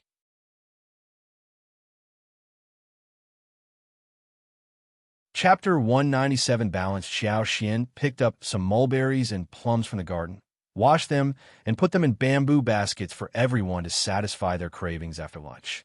She did not work in the field, so she tried her best to let the whole family eat well. But she did not see any cucumbers, and she wondered if cucumbers were commonly seen at this time around. Otherwise, she could slice cucumbers and stir the slices with noodles. They would be tasty and fresh. As long as she loved it, she could let the fruit trees grow all kinds of fresh fruits throughout the whole year. But that was not very scientific, and she might cause a sensation. At this time, the loquats were already out of season, and there was still a small portion of plums, mulberries, and bayberry. They would go out of season in about 10 days at most. But peaches, grapes, watermelons could be eaten again, then figs, and then pears, dates, and pomegranates would be ripe enough. Eldest uncle was still very angry with Ms. Fang. He was wearing a bad look on his face. The whole family had been fed up with the second and third sections of the family during the past few years, and they did not want to slow her down or hold her back when their mother took the lead and protested against it. So no one cared about eldest uncle's look. That made him feel even worse. In silent mutiny, he stopped the work of his own family, but went down to the third section of the family to help him. Third section of the family was not giving him a good time. Lulang was someone who worked over a desk, and there were no other sons who worked in the field. Eldest uncle just could not stand that the third section of the family missed the spring plow. But the second section of the family felt very imbalanced in their hearts, thinking that their eldest brother should be fair. He could not just help the third section of the family, but also the second section of the family. Eldest uncle felt very uncomfortable. In his opinion, they were brothers. They just lived separately because they had more and more new people coming to the place. But the whole family was still one. The whole family should stay together and help each other. As long as they combined forces, they could all have a better life. He really did not think that it was a problem if his sons worked hard for the other sections of the family. Nephew Lulang was physically weak, and he cannot go down and work in the field, so he felt that it was totally normal if he helped out his third brother and his family. But what did his second brother mean when he had so many helpers? Why must he go and help them? When he refused to, he was considered as not being fair. It was not about fairness. It seemed that the second brother and his family did not understand the idea of being one family. Eldest uncle felt really emotional. He tried to explain to the second section of the family, which made second uncle further irritated. But he stopped when he thought of how his wife got a maid from the first section of the family. Eldest uncle felt better thinking that he had managed to convince his second brother. Look, he understood it. He can see through my ideas. Miss Fang did not care about her husband working for the third section of the family. He could continue to be there. As long as his own family was on the right track, he could be left alone. They had not been to the town for days, and Xiaoqi had not hunted in the mountains. So Ms. Fang bought some tofu from the wandering sellers. Xiao Xian made food at night. Tofu was fried in oil and browned on both sides. She was going to make a dish of stir-fried tofu with green peppers and mushrooms. A large catfish was killed, and she stewed it with the sauce which had been mixed with noodles for lunch. 2 more crucian carp were killed, and after the cuts were made, they were wrapped in flour and fried, and then braised. She also made another fresh bamboo shoot soup and 1 dish of fried beans. A table consisting of 5 dishes made a good meal. Chapter 198. One thing left. Eldest uncle was very angry with Ms. Fang, so he did not eat at home. Instead, he went to the third section of the family for dinner. Third uncle and Ms. Ma were not very happy about his visit. Ms. Ma even made some implicit remarks, but eldest uncle did not get it. Ms. Ma pursed her lips, mumbling in a small voice that all he did was just offer them some help for half a day, and now he was staying for dinner. Their eldest brother was getting more and more calculative. After many days of work, the spring plow was finally drawing to the end. No one from the first section of the family offered help. Second uncle as well as third uncle failed in their plan of letting Ms. Fang's sons help them out. In fact, Ms. Fang got more tricky now. She asked her sons to slow down their own labor work, so they did not have any free time to offer anyone else any help. So, after the second and third sections of the family took advantage in getting the rakes made, they would not be called reasonable if they forced Ms. Fang and her sons to help with the seedlings also. Feeling helpless, the second and third sections of the family had to ask some people from the village for help so they could finish the spring plow. When they were done with the spring plow, the first section was done with their work as well. The two families got very annoyed. They felt as if they had been set up. They knew clearly by this point that Ms. Fang was getting harder to deal with. Spring plow had just passed. Yang Xiaoni was getting ready to be married to the family, so the first section of the Xiao family was going to be even busier for the days to come. But there were many helpers in the family, and due to the wedding of Xiao Yunduan and Xiao Xian, which took place just a while ago, they were fairly familiar with the arrangement of the wedding this time. Besides, Ms. Fang had plenty of money now, and she was more confident and faster in getting everything done. The large and important stuff, as well as the new room, were all ready. The wedding reception had been well arranged, so was the guest lists. The meat, the vegetables, and everything else was booked. Everyone was waiting for the wedding day to come. Those whom they needed for help were all informed. There was just one thing that remained to be done. Xiao Sanlang was very honest, and he treated Yang Xiaoni well. When he was done with the spring plow, he told Ms. Fang, an eldest uncle, that he was helping Yang Xiaoni and her family out. Yang Xiaoni had been complaining to him all the time about what her brother and sister-in-law were like. Xiao Sanlang had heard quite a lot about the couple's behavior as well. Spring plow and autumn harvest were top priorities throughout the year, and they were the most tiring errands as well. Yang Liang and his wife were very lazy and loved to eat good food. So, if they took the excuse of the spring plow and tried to ruin the wedding, that would be troublesome. So he just wanted to offer some help to press down the couple so that he could get the girl home. After the girl came to his home, he would leave the couple alone and care nothing about them anymore. Married girls would always be spilled water, and even a brother could not interfere in his sister-in-law's family. Actually, Yang Liang and his wife had been very annoyed by the spring plow. Ms. Tian kept forcing Yang Xiaoni to ask the Xiao family for help, but Yang Xiaoni ignored her and did not want to do anything about it.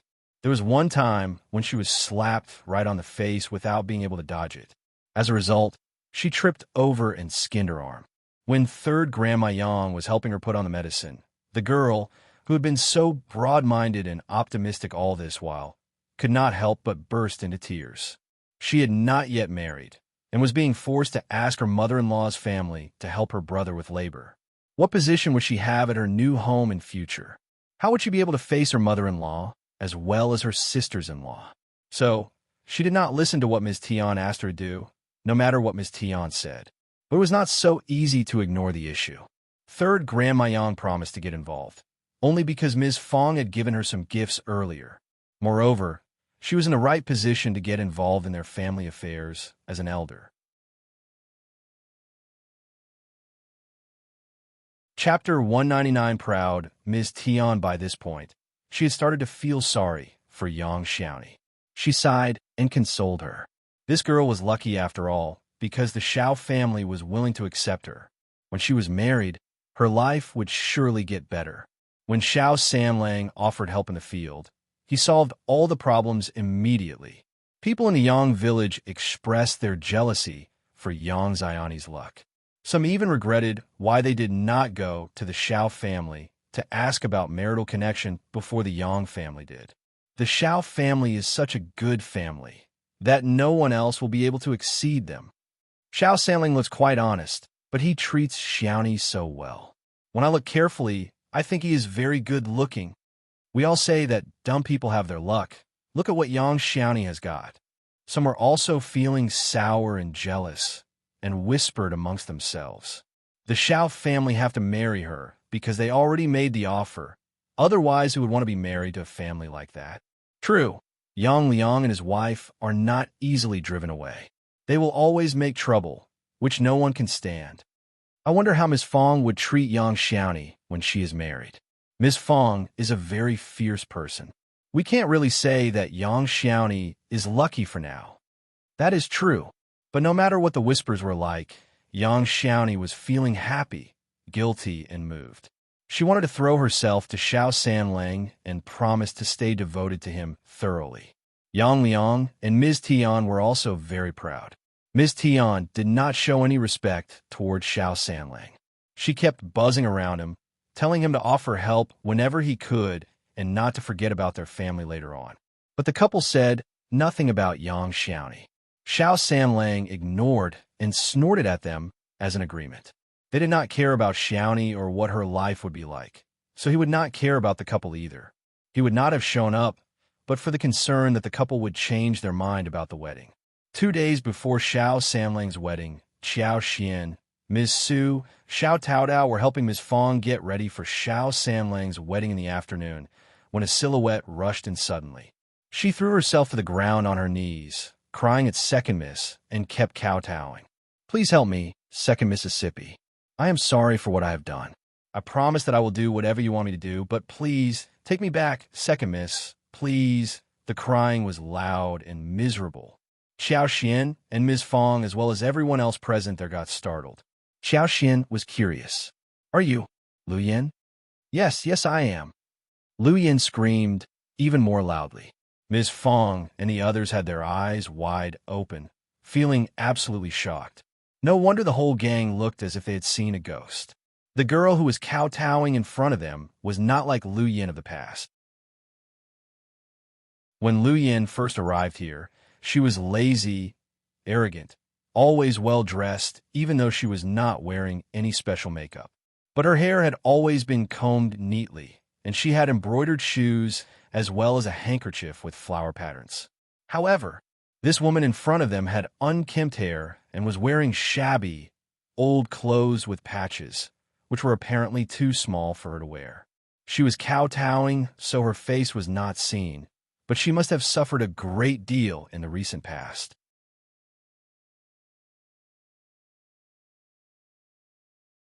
Chapter 200 Revenge. When she was kneeling in front of them, Lu Yin looked totally different. In fact, she resembled a refugee. Miss Fang suddenly realized what had happened. She snorted slightly and then sneered. Qiao Xian gradually understood too. She cursed inwardly that it served her right. Ms. Niu seemed to have spared no efforts to torment Lu Yin. She must have ripped Lu Yin's clothes and given her what Xiao Meiling had already worn out. It could be seen clearly what life Lu Yin was leading when she was working for the second section of the family. Evil always received revenge. "All right, just stop crying. What rules do you have by crying so loudly in front of your master?" Qiao Xian said calmly. Lu Yin's cry stopped suddenly, but she continued to sob. "Okay, Second Miss, okay." She was no longer as arrogant as before. Second Miss was going to be her savior. She had realized that it completely depended on Second Miss whether she was going to be rescued from where she was now. Qiao Xian did not want Miss Qiao and the others to see what she looked like currently, so she smiled at Miss Fang. "Mom, this servant doesn't seem to be in a good condition. I will take her somewhere else and ask her what is going on so that she doesn't dirty the room." Miss Fang nodded. "Okay, do as you want." Then she sneered. It serves her right. She was arrogant, lazy, and always greedy for food. Qiao Xian laughed. "True. Otherwise, she would have continued to assume that everyone is as friendly as our family." Qiao Xian ordered Lu Yin to get up and took her to her wing room. Lu Yin, who had found the wing room so terrible earlier, believed that it was her safe bay at this moment. Lu Yin soon kneeled down and cried. "Second Miss, please, I am sorry. Please take me back." The second section of the family was so horrible that she never wanted to go back there. The first day she arrived there, she was ordered to get changed by Ms. Niu, who said that a servant did not deserve to have such good clothes. But those were not good clothes at all. They were just made of cotton. She had been sneering at them for being so narrow-sighted that they had never seen anything good. She could not help but look down upon Ms. Niu, who slapped her right on the cheek. She felt her ears buzzing and had to obey whatever Ms. Niu said from then on. Ms. Niu and Xiao Miling, as well as the other members of that family, kept ordering her to do all kinds of work, as if they had never ordered anyone before. What was more, she was overloaded with all kinds of housework. It included laundry, cooking, wood chopping, fire starting, dish washing, and yard sweeping. Apart from that, she was instructed to serve them tea, do massages, and dig the ground in the yard with a shovel. If she failed to do anything, she would be scaled, beaten, and slapped on the face. Just one day before, Xiao Miling suddenly got annoyed and started to kick her. She was pushed to the ground and constantly kicked before Xiao Miling finally stopped. She suffered so terribly that she just could not get up. The moment she got up, Ms. Niu ordered her to start the fire and cook. Moreover, she was starved. She was fed only light porridge every single day. She did not even have a piece of pickle. Ms. Niu said that she was just a slave who deserved nothing more than porridge. Only then did she realize how happy her life had been when she was working for Second Miss, who gave her decent food. She was asked to sleep in the straw pile during the night and had mosquito bites all over her body. She felt so itchy that she could not fall asleep at all. But that did not excuse her to rest the following day. She had to get up and continue to work. She had never understood how difficult life could be before this. Ms. Niu was very tricky and kept her eye on her throughout the day. Her room was locked overnight, and she could not escape even if she wanted to. Chapter 2. One different second, Miss Lu Yin found a single chance to escape, so without hesitation, she hurried back to Second Miss home. She would have soon died if she did not escape. Ms. Niu and her whole family were monsters. Lu Yin begged as she cried heavily, expressing how miserable her life had been. She looked so pitiful. There was no change on Qiao Xian's face, and she stood there motionlessly. Okay. Qiao Xian interrupted her, after hearing that what Lu Yin said were just repetitions. She sneered. It seems that second aunt-in-law has taught you a good lesson. Now you are more prudent than before. Lu Yin stiffened as she felt a streak of coldness flashing across her heart.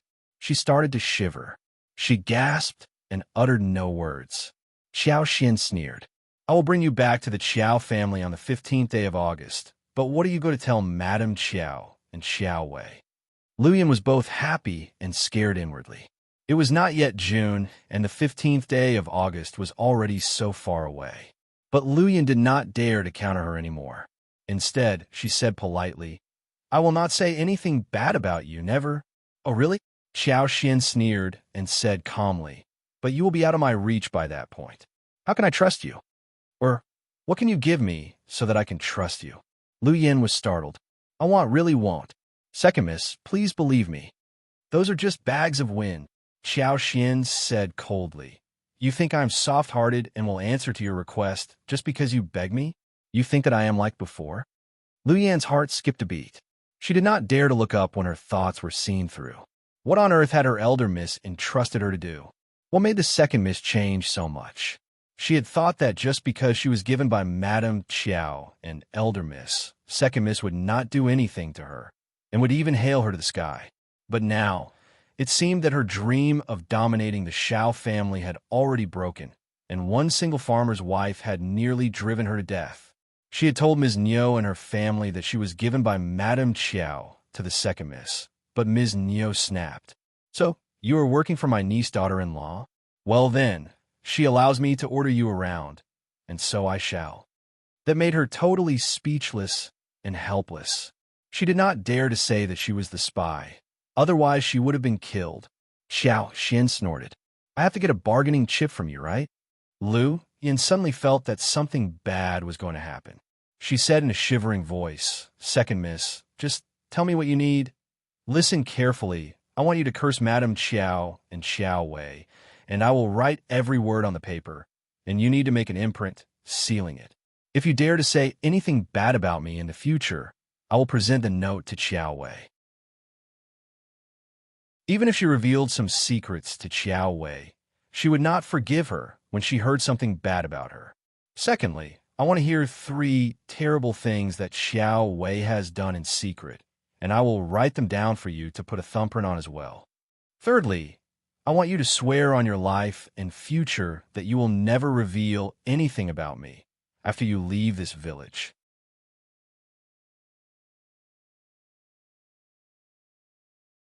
Chapter 2, Oh, bad luck. Fourthly, get 1 handkerchief of yours and give it to me. You should have a few in your luggage, right? Xiao Xian said as she rolled up her sleeve and checked her arm. After a moment, she put it down and checked the other. She smiled. You have 1 black mole close to your left shoulder. I will bear that in mind. If you dare to set me up, I will hand over your handkerchief and tell the position of the mole to the hooligans in the town, who may use this information to get you to become their wife. Do you think that they will refuse such an opportunity? As long as someone holds the evidence and says that you and he are in a relationship, do you think that Madame Qiao will defend you or hand you out to the hooligans? The more she said, the paler Lu Yin became. When she was done, Lu Yin let out a cry and collapsed on the ground. Her heart was throbbing, and she was in such a fright that she could not even get up. She leveled a frightened look at Xiao Xian, feeling shocked. She had lost the last hope. This was not the obedient second miss she knew of. This second miss was evil. Xiao Xian smiled as she looked at her calmly. You can either say yes or no to me. Accordingly, I will know if I should either send you back to my second aunt-in-law's home. So choose well. Xiao Xian had no choice but to utter such harsh conditions. Lu Yan's contract was not in her hands. The moment she returned to the Qiao family, she would tell all kinds of stories about her. Hence, Xiao Xian could not just believe her vows. She needed to gather all kinds of proofs to prevent this girl from harming her. Otherwise, the moment Xiao Wei learned about the real side of hers, she would never leave her alone.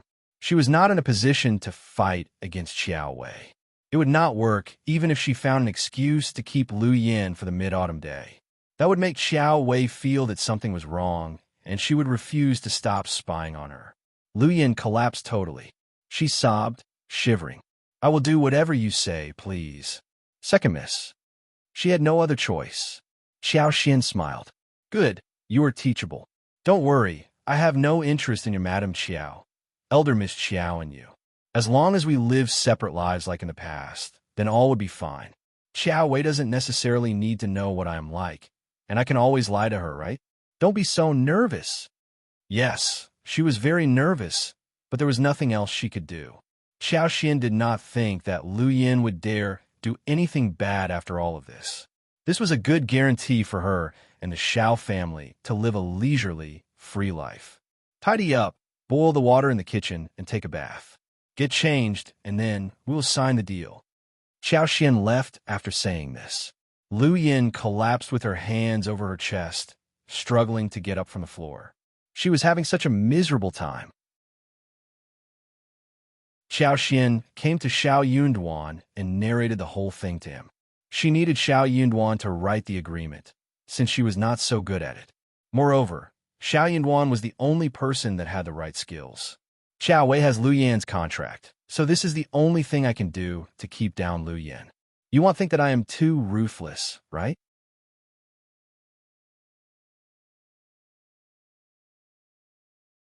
Chapter 2, Three is falling alone. Xiao Xian felt a bit anxious. She did not want Xiao Yunduan and the Xiao family to consider her as evil. She was an innocent person and expected to live a peaceful, leisurely life. Evil and ruthless? Xiao Yunduan did not know what to say. His wife must have gotten a wrong idea of what ruthlessness meant. You are gentle enough, but she is already frightened, right? Xiao Xian was surprised, but soon she replied with a smile. Yes, she is so timid and dumb. What I said was enough to frighten her. Xiao Yunduan smiled. Then that is good. Lu Yin was just boiling water in the kitchen, when Ms. Niu came to the door. "Are you at home, fifth niece-in-law?" Lu Yin, who was already so good at boiling water in the kitchen, almost collapsed on her knees hearing the voice. She was really scared. Xiao Xian knew exactly what Ms. Niu was doing here. But Lu Yin already received enough lessons, and she was not going to allow Ms. Niu to take her away again. She was her maid, and Ms. Niu had just borrowed her for a couple of days. Ms. Niu was very displeased right now when Xiao Xian wanted to take her back, but there was nothing she could do. Most importantly, there was nothing she dared to do. Ms. Fang could drive her away to start with. Ms. Niu made some complaints about how lazy and greedy Lu Yin was whilst working for her, before she left the place with an unconvinced heart.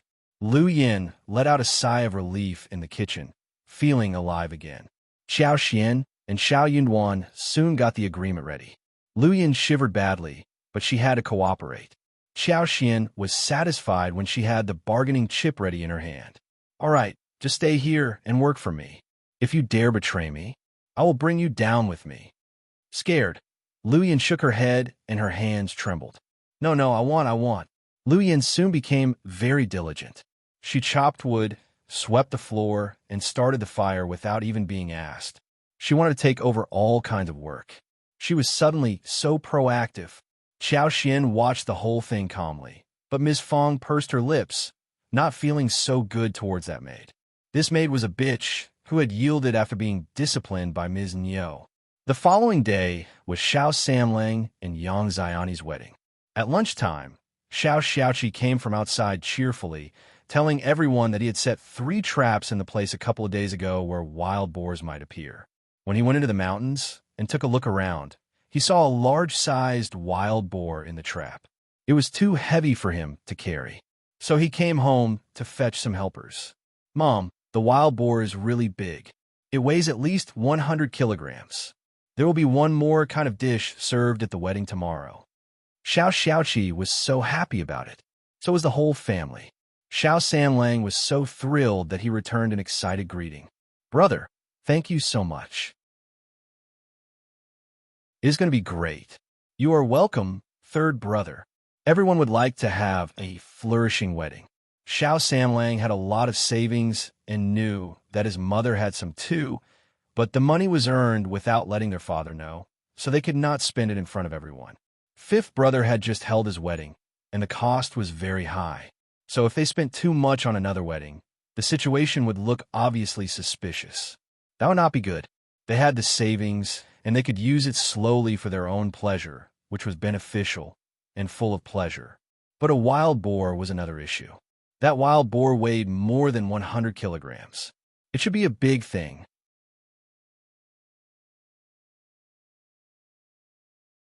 Chapter 204 Good Luck Hints. He fetched some villagers to carry the wild boar home. The second and the third section of the family also went to help. If they refused to offer some assistance, they might not be given any share in the meat later. Xiao Erlang and Xiao Siling both went to help, as did second uncle and third uncle who wanted to check what was going on. The two families got so jealous. Why was a wild boar caught at this time? They would not be given much meat when the wild boar was caught at this moment. They would have received dozens of kilos at any other time of the year. Ms. Ma pursed her lips. She must have done this on purpose, right? In the afternoon, the wild boar was carried home, and many villagers came to the house to watch it, saying that the first section of the Xiao family was so lucky to have gotten a wild boar on this occasion. It was perfect for the wedding to take place the next day. They became even more cheerful when they thought that they could have a taste of the meat here. With the help from the villagers, the wild boar was quickly disemboweled, chopped, and broken down into pieces. It was very cold in the mountains, and the meat was so fresh. Even after one night, the meat would still remain good. Miss Fang was very generous. She gave 1 kilo of meat to every helper. She gave 5 kilograms to the second and the third section of the family, as well as a pig foot for each family. Of course, they wanted to have it all. Ms. Niu even tried to sneak one in her bag, but she was spotted by Xiao Taotao, who screamed, "What are you doing, second aunt?" Xiao Taotao's scream drew everyone's attention. Ms. Fang sneered inwardly and asked Ms. Su and Xiao Taotao to put away the meat on the board, saying with a smile, "Second sister-in-law, thank you for trying to help, but we can put everything away ourselves. Just go home and rest, so you can come and help us with the wedding on the following day." They had to help with the wedding, otherwise they would be blamed. The first section of the family did not care about their help, but she still asked for it. Ms. Niu said timidly, Okay, I know." She sneaked a look at Xiao Tao and turned around. Ms. Niu mumbled inwardly, cursing the girl for being so bold nowadays. She never dared to counter her in the past.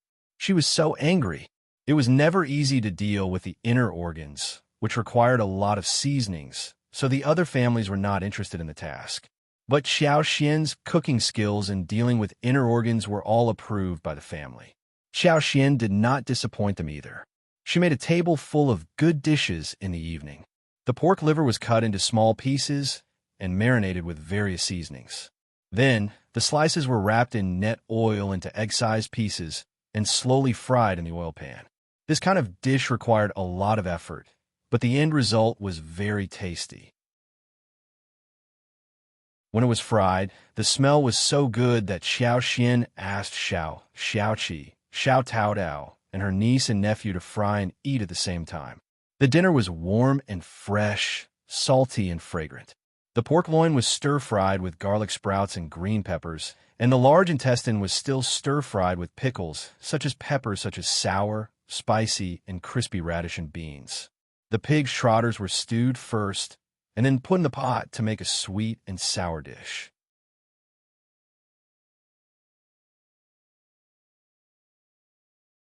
Chapter 205 Shameless. This soup was used to cook processed pig heart, pig blood, small intestine, pig stomach, and pig liver. Chopped garlic sprouts, shallots, and ginger pieces were added to cook a large bowl of delicious and rich hodgepodge. Xiao Xian processed every piece very carefully and even washed them with flour. She put in a lot of rice wine, star anises, gingers, pepper, so there was no strange smell in the end. The wild boar was so large, and the inner organs could not be finished in just one dinner. So, Xiao Xian asked Ms. Su to cut them into slices, deep-fry them, and stew with chilies, so that a jar of chili sauce could be preserved for 8 or 10 days. There was one big pig head that was roasted over fire and dried in the shadow for future braising. Early the next morning, the first section of the Xiao family got very busy. Ms. Fang had everything arranged neatly, so things went on smoothly. Xiao Xian's job was to help Ms. Fang in receiving relatives and getting to know them, whilst checking and urging those helpers from the second and third section of the family to work harder in case they messed things up. Xiao Xian was pleased with the task and nodded happily. Xiao Xian did not allow Lu Yin to show up on wedding day. She was ordered to stay in the wing room. A lot of helpers were asked to give a helping hand at the wedding, so they had plenty of labor forces. Lu Yin was a ticking bomb that should not show up in public. Lu Yin was very interested in watching the wedding of a village, but Xiao Xian did not allow her to do so, and she did not dare to counter the order. She had already understood what Second Miss could do, so she did not object. Second Miss did not even need to do anything about her personally. All she would do was to throw her to the second section of the family, and she would be engulfed in endless misery. Dressed in a red robe, Xiao Samling the groom smiled stupidly. He went to the Yang family to fetch his bride. He was riding on the donkey, surrounded by the reception team. Xiao Dalong, Xiao Yunduan, Xiao Xiaoqi, as well as the sons from the second section of the family and young men from the village all tagged along. Xiao Lulang did not show up. According to third uncle, he was working very hard in college and should not be distracted. After all, he had made plenty of progress and did not want to be disturbed. Eldest uncle understood it completely. Being able to read was very important because it was related to what the future would look like for them. Miss Fang snorted and rolled her eyes. It was just an excuse. It did not take much effort to attend a wedding. Even the emperor was not as busy as he was. He must feel humiliated to come over. Yun Duan was already a cultivated talent, yet he was nothing more than a disciple. He was afraid of being compared. He would have still come over if Yunduan's wife was not the daughter of the county magistrate. Miss Fang thought that her husband was so stupid that believed what third uncle said. Yang Xiani's wedding gown was delivered by a messenger from Ms. Fang's side. It was delivered directly to third Grandma Yang's home, so she could help Yang Xiaoni get dressed on the wedding day. When third Grandma Yang, together with some relatives, brought the gown to her home, Ms. Tian's face sank. Ms. Tian knew clearly that she was the one that they were trying to hide from.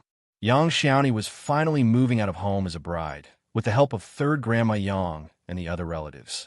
But Ms. Tian kept crying loudly. She kept saying that she and her husband had spent so much effort in raising Yang Xiaoni and helped her get married by finding a good family. Her point was that Yang Xiaoni should come home often enough to visit her brother and sister-in-law.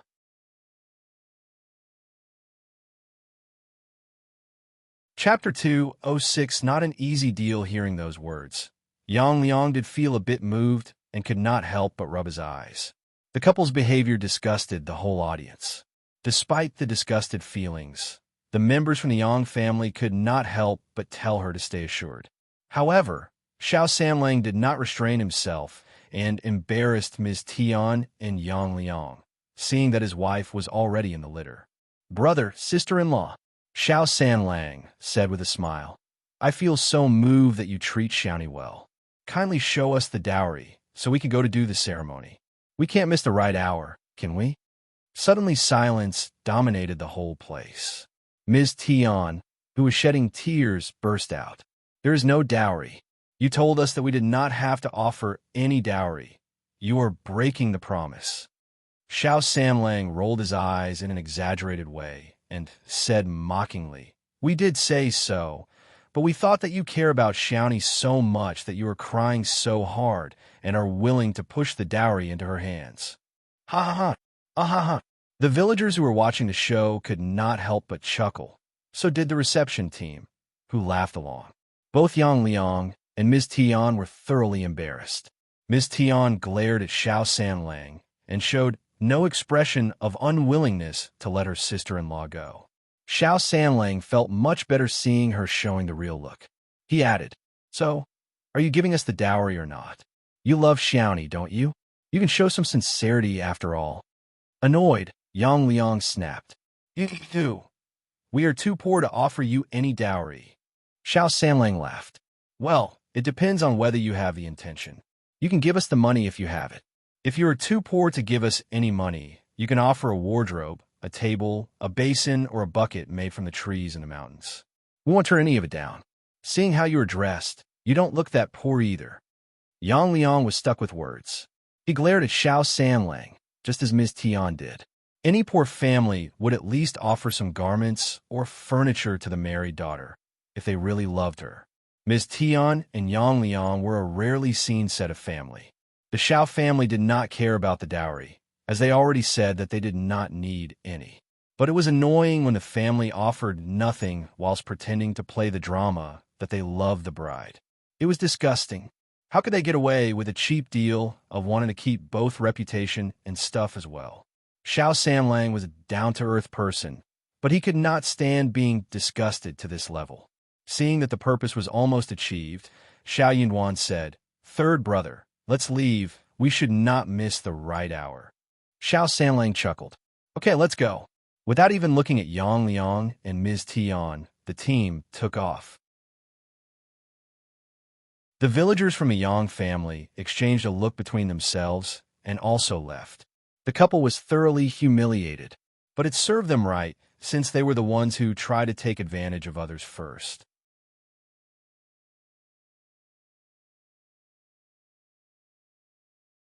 Chapter 2:07. Grudge. Yang Liang and his wife became so annoyed that they slapped the door shut. "I'm so annoyed, so annoyed. The Xiao family are behaving over the top. I am definitely going to take revenge."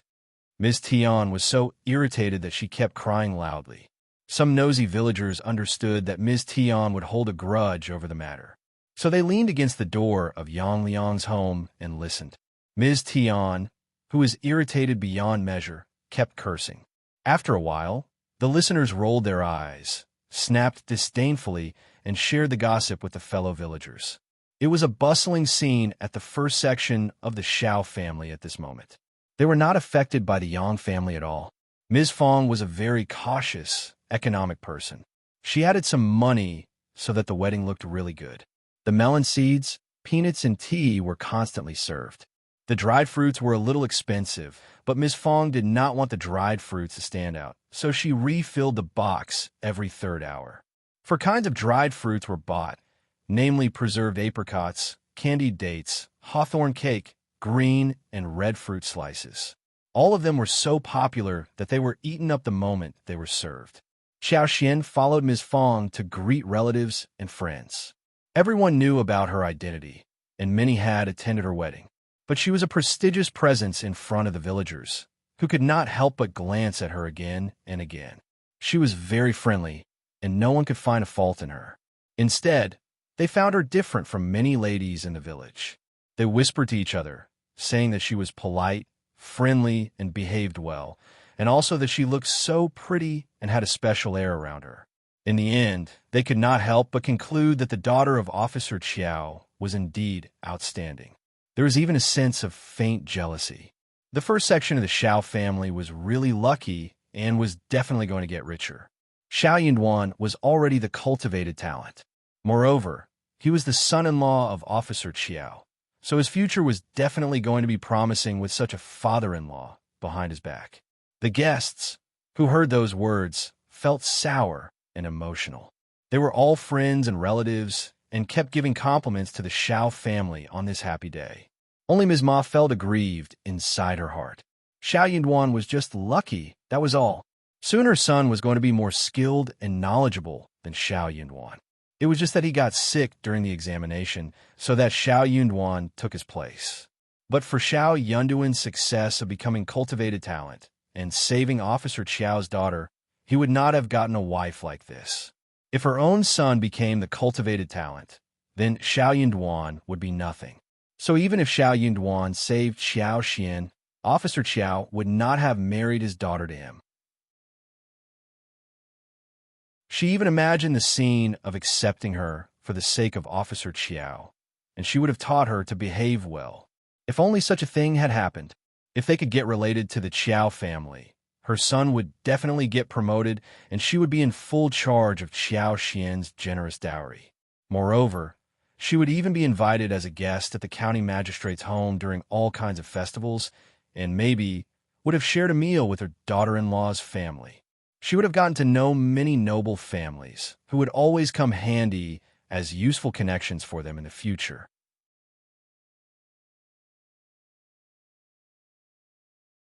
Chapter 2 ate out a dream in this way. Her own family would have flourished as well. Ms. Ma found her dream getting more and more realistic. The more realistic it seemed, the more annoyed she felt about the truth she had to face when she realized where she was at the moment. Seeing that Ms. Fang was not within sight, Ms. Ma suddenly thought of an idea. Ms. Ma went to those relatives and friends who did not seem to get on well with Ms. Fang, and started to reveal some secrets about Ms. Fang. She did not dare to say anything about Qiao Xian, since she was in a high position. No one from the village had any idea of how Qiao Xian was actually treated at home. But she dared to say something about Ms. Fang. She just favors this daughter-in-law of hers. Look at Ms. Su, who has to work so hard from early morning. She has to do laundry, sweeping the floor, chopping, carrying water, starting a fire, and cooking. After she makes breakfast, she has to go into the fields for heavy labor. She is so busy every single day. But look at Ms. Qiao. She needs to do nothing. It is only because Ms. Qiao has money. She is definitely going to take hold of the dowry of Ms. Qiao. This Ms. Qiao is so stupid as to still defend her and respect her as if she were her own mother. You know how much they offered to San Lang for him to get the wife? 20 liang. Since when did they get so generous? They have just hosted Wang's wedding, and now they are able to give 20 liang to the Yang family. Everyone knows where the money is coming from, but they don't want to loan any money to us, even though they are living a luxurious life. They are so hard-hearted. Just wait and see. When Sanlang's wife moves in, the new daughter-in-law will definitely be very unhappy about her mother-in-law's blatant preference towards Ms. Qiao. Dalong is very honest, and doesn't dare to utter a word when his wife is bullied. But Sam Lang is different. Those aunts' biggest pastime was to gossip about the family relationships of different families. They were most fascinated by how those family disputes were conducted, since they felt a bit jealous about the first section of a Qiao family, and did not like Ms. Fang much. They were all excited to hear what Ms. Ma told them. So the whole group got together and gossiped vigorously, with their eyes sparkling.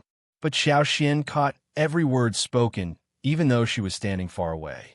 Disgusted, Xiao Xian told herself inwardly that this third aunt-in-law of hers had again lost her control of her tongue, despite being disciplined by her mother-in-law just a while ago. Did she think that her words would separate her and her mother-in-law, or that her elder brother and her elder sister-in-law would be dissatisfied with her? Did she think that she could break down her family? Well, she was dreaming. Elder brother was an obedient and honest person, and she could easily buy elder sister-in-law. Third brother was a broad-minded person, and she had met his wife, Yang Xiaoni, who seemed to be generous as well. Her family would get increasingly better, and she did not think that anything bad would happen. Third aunt-in-law, Xiao Xian smiled and stepped forward. What are you talking about? I am interested in listening to it too. What are you doing here? Ms. Ma got startled seeing Xiao Xian coming over all of a sudden. People who gossiped behind people's backs always felt guilty. Xiao Xian blinked and smiled.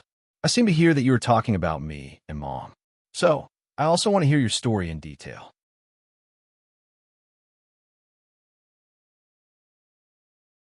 Chapter 2, 091 Meal, or 2. Mom also likes listening to your talks, third aunt-in-law. What about getting her here to listen to your story too? Ms. Ma had no idea how much Xiao Xian had heard, and her face changed. But she did not admit that she had talked badly about them, so she forced a smile. Your mom is busy today. There is no need to fetch her here. It is fine. Xiao Xian smiled. Mom can arrange everything well, neatly and properly. My elder sister-in-law is capable too, and she helps our mother relieve a lot of burden. Mom is not at all busy. The relatives were very afraid of Ms. Fang, but they did not seem to be scared about the young Xiao Xian. Someone said, half-jokingly, it seems that your elder sister-in-law is very tired with a lot of work. Why not help her? Wouldn't she protest against you for not being able to help her? Everyone laughed. True, wouldn't she feel annoyed? Xiao Xian smiled. Elder sister-in-law is very capable. Of course she won't say any such thing. I have just bought dozens of mu of land and planted many things. But I don't have any knowledge about how to plant those things, so I hired elder brother, elder sister-in-law, and third brother to help me, paying them 30 yen a day. We will be planting some more mushrooms soon, and they will have to help me again. What? 31? That is too much. The relatives' eyes widened. They suddenly realized why Ms. Su had no opinion against Xiao Xian's behavior. The couple could earn 60 yen a day, which even though did not come every single day, but Xiao Xian's land needed to be taken care of on a regular basis, and every time she required help, she paid them. Moreover, they were not living separately yet, so what she harvested from the land would also be shared. Oh man, she was so rich. With so much money coming to them, they would definitely ignore small things like dishwashing or floor sweeping. All the relatives became so jealous and motivated that they started to treat Xiao Xian nicely. Xiao Xian smiled as she talked about how excellent Ms. Fang and Ms. Su were. Ms. Ma's face turned pale while she stood next to them. Xiao Xian sneered inwardly. But for third brother's wedding that took place today, she was definitely going to pass on this message to her mother-in-law, who would again teach Ms. Ma a lesson.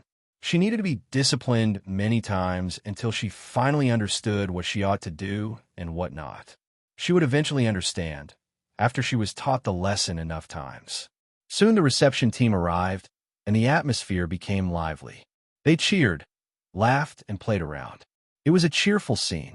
The couple went through the process, and the kitchen got busy again. The scent that came from the dishes caused people to drool. Everyone got very excited and looked forward to the wild boar meat at the banquet. There were 8 dishes being served at the wedding banquet. Normally, only 2 meat dishes were served due to the poverty. But today, the dishes were more than good. The dishes included roasted chicken with mushrooms, stewed meat with dried beans, fried wild boar with green pepper and garlic sprouts, roasted tofu, yam fungus, fried bean and eggplant with minced meat, tofu, and cabbage soup, which was boiled with wild boar bones and trotter for a long time. So a large pot of broth was produced. There was a bowl of 8 treasure rice too. Qiao had thought about serving a dish of braised fish, but Ms. Fang did not think that the chief cook would be able to do the dish. Moreover, the dish required too much oil and a bone might get stuck in some child's throat, making it troublesome. Therefore, they gave up the idea.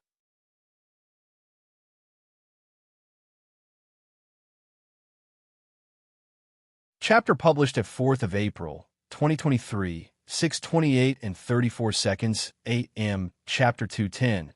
210 Greedy Xiao Yunwan. If audio player doesn't work, press stop, then play button again. 210 Greedy Xiao Yunwan. Xiao Xian complimented Ms. Fang for being considerate and dropped the idea of making the dish. When the banquet was served, everyone gobbled down the dishes and emptied everything. Xiao Xian realized that Ms. Fang had been totally right.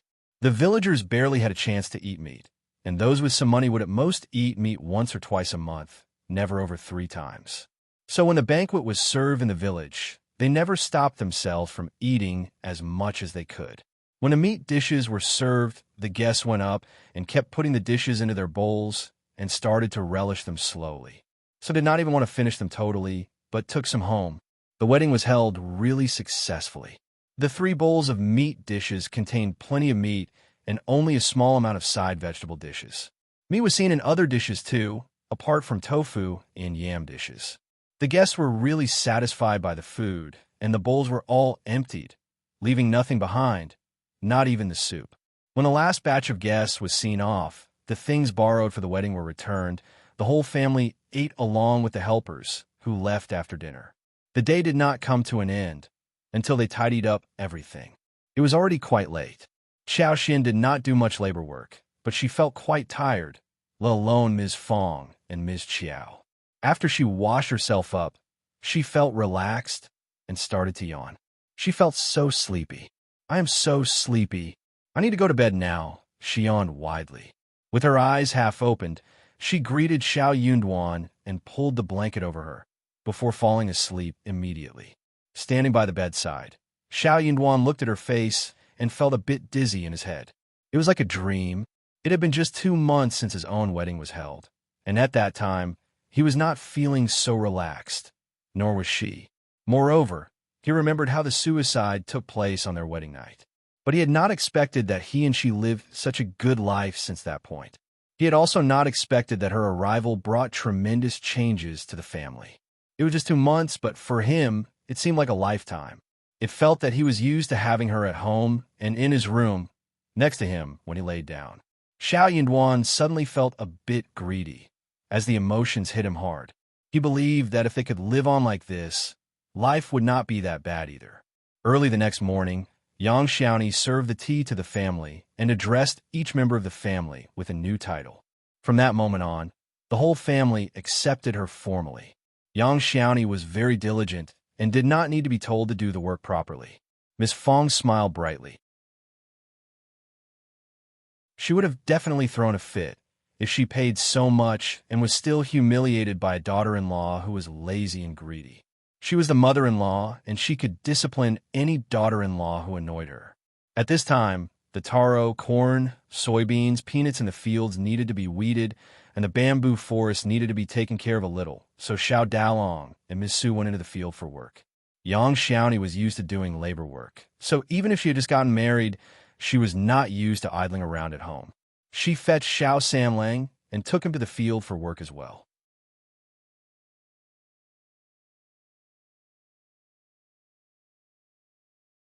Chapter 211. 2 dumb people. Ms. Fang said, "It is fine, take a break at home for now and start work in a couple of days." She was not a strict mother-in-law who kept tormenting her daughter-in-law. She had just gotten married, and Ms. Fang did not need her at the moment. Ms. Su feared that with Yang Xiaoni being at home, Qiao Xian would not ask her to join them for work. So she said with a smile, "Mom, what about asking third brother and third sister-in-law to do work in the field along with us? so we can finish our work soon enough to go work for fifth sister-in-law. She has a lot for us to deal with. Ms. Fang was startled. Oh, well, Qiao Xian did have a lot of work which needed to be done. She had told Ms. Fang everything, but not everyone present was aware about it. Qiao Xian did not want other villagers to know about this money-earning thing, so she always hired her own family members to do the work, which Ms. Fang approved of. Qiao Xian did not expect that Ms. Su would say something like this. She smiled. Mom, elder sister-in-law, I am fine. We don't have to hurry up. She was not in a frenzy because the business with lipsticks was a long-term thing, and she had just made the amount that was needed.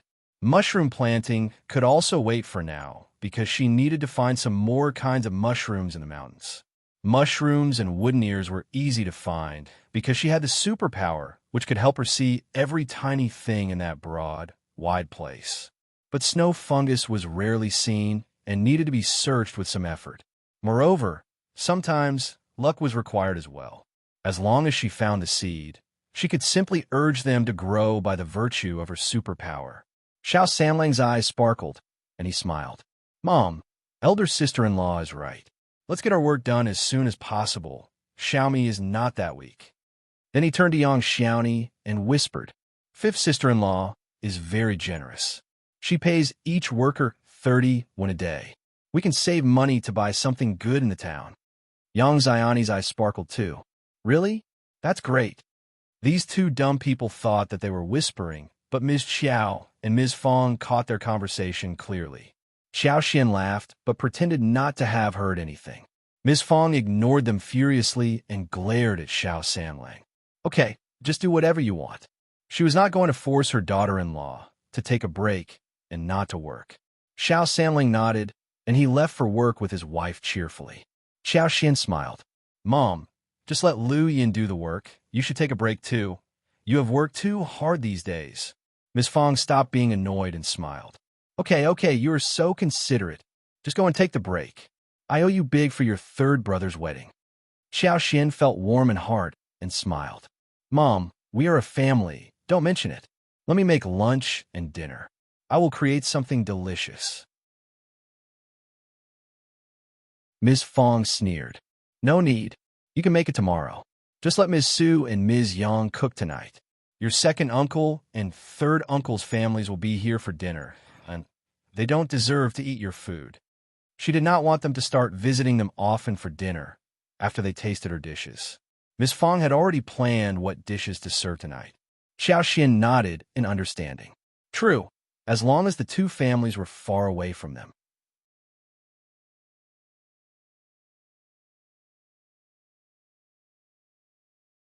Chapter 2:12 Rest hence. She could skip making food tonight with ease. Feeling tired, Xiao Xian returned to her own room. Xiao Yunduan was writing articles, which are going to be presented to the teachers at the school and fellow classmates for communication. Xiao Xian did not hurry onto the bed when she walked in. Instead, she came to his side and helped him grind the ink. She was just thinking how she could tell him that she needed to take a break when Xiao Yunduan looked up at her and said, You worked so hard yesterday, you must be feeling very tired. Go and take a break. Xiao Xian had not expected this sentence to come so easily, so she felt very happy. But she replied in a friendly way. That is not good. Xiao Yunduan thought that she was worried about being scolded by the family. So he said, Don't worry, I will not tell Mom about this, just go and sleep. Xiao Xian. What straightforward words. Well, it made people feel assured. Xiao Xian laughed and accepted the offer. Yes, I'm feeling very tired. Let me take a break. You can inform me when you step out. Xiao Yunduan nodded. I will tell you when it is time for lunch.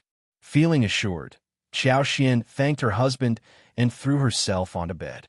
She rolled over in the blanket, relaxed with 4 limbs open, and soon fell asleep. Her breath was steady, and she had fallen into deep sleep. Xiao Yunduan turned around subconsciously and saw the long, smooth raven hair on the pillow. He could not help but feel his heart soften. He showed a gentle look. He felt comfortable and happy, especially when they spent the time together in the room, even while doing nothing. Ms. Fang hid the leftovers from the banquet before someone could steal it. 1 bowl of chicken, 1 bowl of tofu, and 1 slice of meat were enough for dinner tonight. They had made steam buns for lunch. The steam buns were simple but very tasty, and when eaten with the chili sauce made by Qiao with pig liver, heart, and belly, it would be delicious when eaten with porridge. When Ms. Su returned at lunchtime, they started to eat, and Yang Xiaoni felt moved to be able to eat so much food. Yang Xiaoni was bowled over by what Xiao Xian had made. She said that she could do any kind of work as long as she could eat the chili sauce made by the fifth sister-in-law. The whole family laughed. Xiao Taodao smiled proudly. Third sister-in-law, fifth sister-in-law makes great food. You wait and see the dishes she makes. Xiao Xian smiled. I will take a break tonight, but we'll make some more tomorrow. Xiao Sanlang, Xiao Xiaoqi, and Xiao Taodao cheered her on. Eldest uncle could not help but look up. We are hosting a family dinner tonight, Ms. Qiao. You can make some dishes then.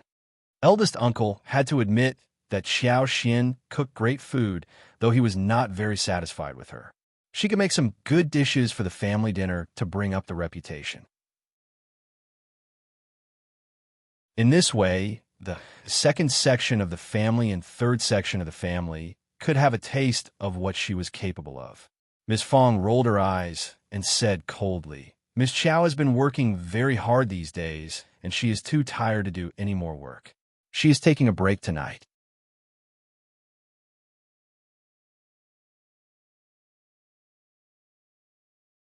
Chapter 213 Good, Xiao Yunduan added immediately. True, Dad. She can make food in the future. I am sure that second aunt, as well as third aunt, would very much like to taste food made by the third sister-in-law. It was a custom that new brides made a table of dishes for the seniors in the family. Yang Xiaoni got nervous suddenly. Dad, Mom, I will definitely try my best. She was not very good at cooking, but she could make palatable food. Miss Fang smiled. Don't worry, just do as you did back home. Eldest uncle was stuck in words too. It was true that his new daughter-in-law should make food for tonight, and he had nothing against that. Ms. Su and Yang Xiaoni returned home from the field very early because they had to prepare for dinner.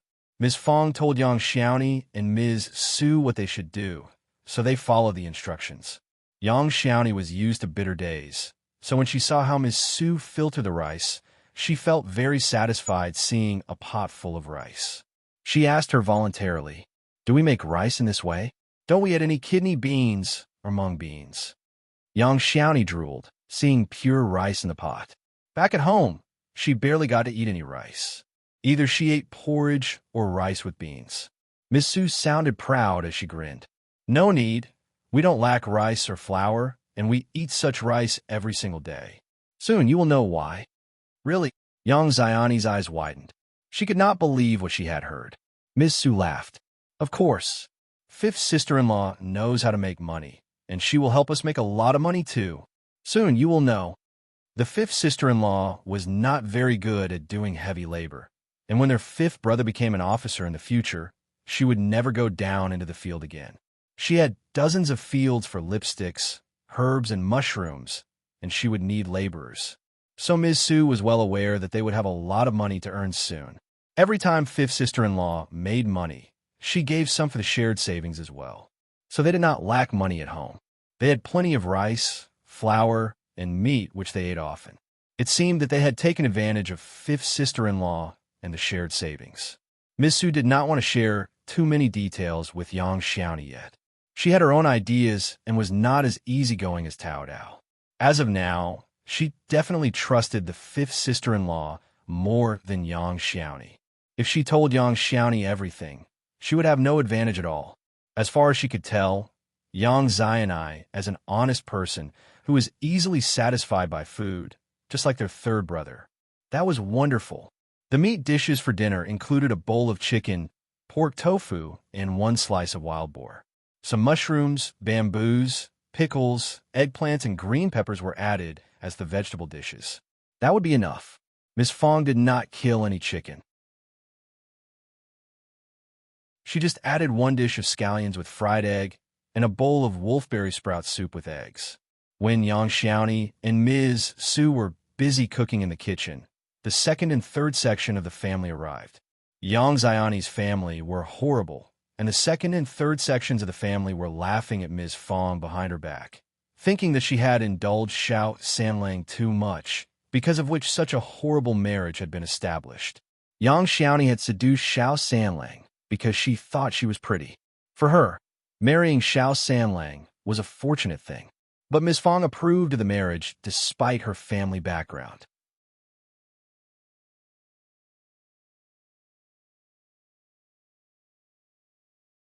Chapter 214 message, they were waiting to see what life was going to be like for the first section of the family henceforth.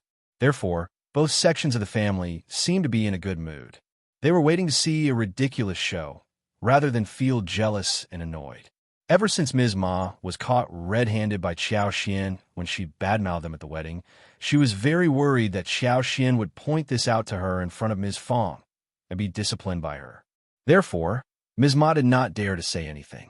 Since Ms. Niu was alone, she could not hold a conversation on her own.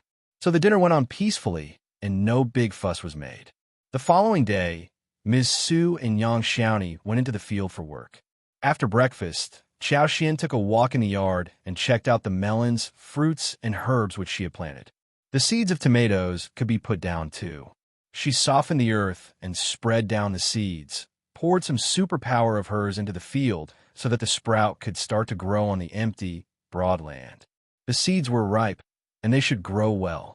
Qiao Xian let out a sigh of relief and cheered inwardly. She did not dare to make them grow too fast, so she stopped her superpower as the sprout reached a height of a finger.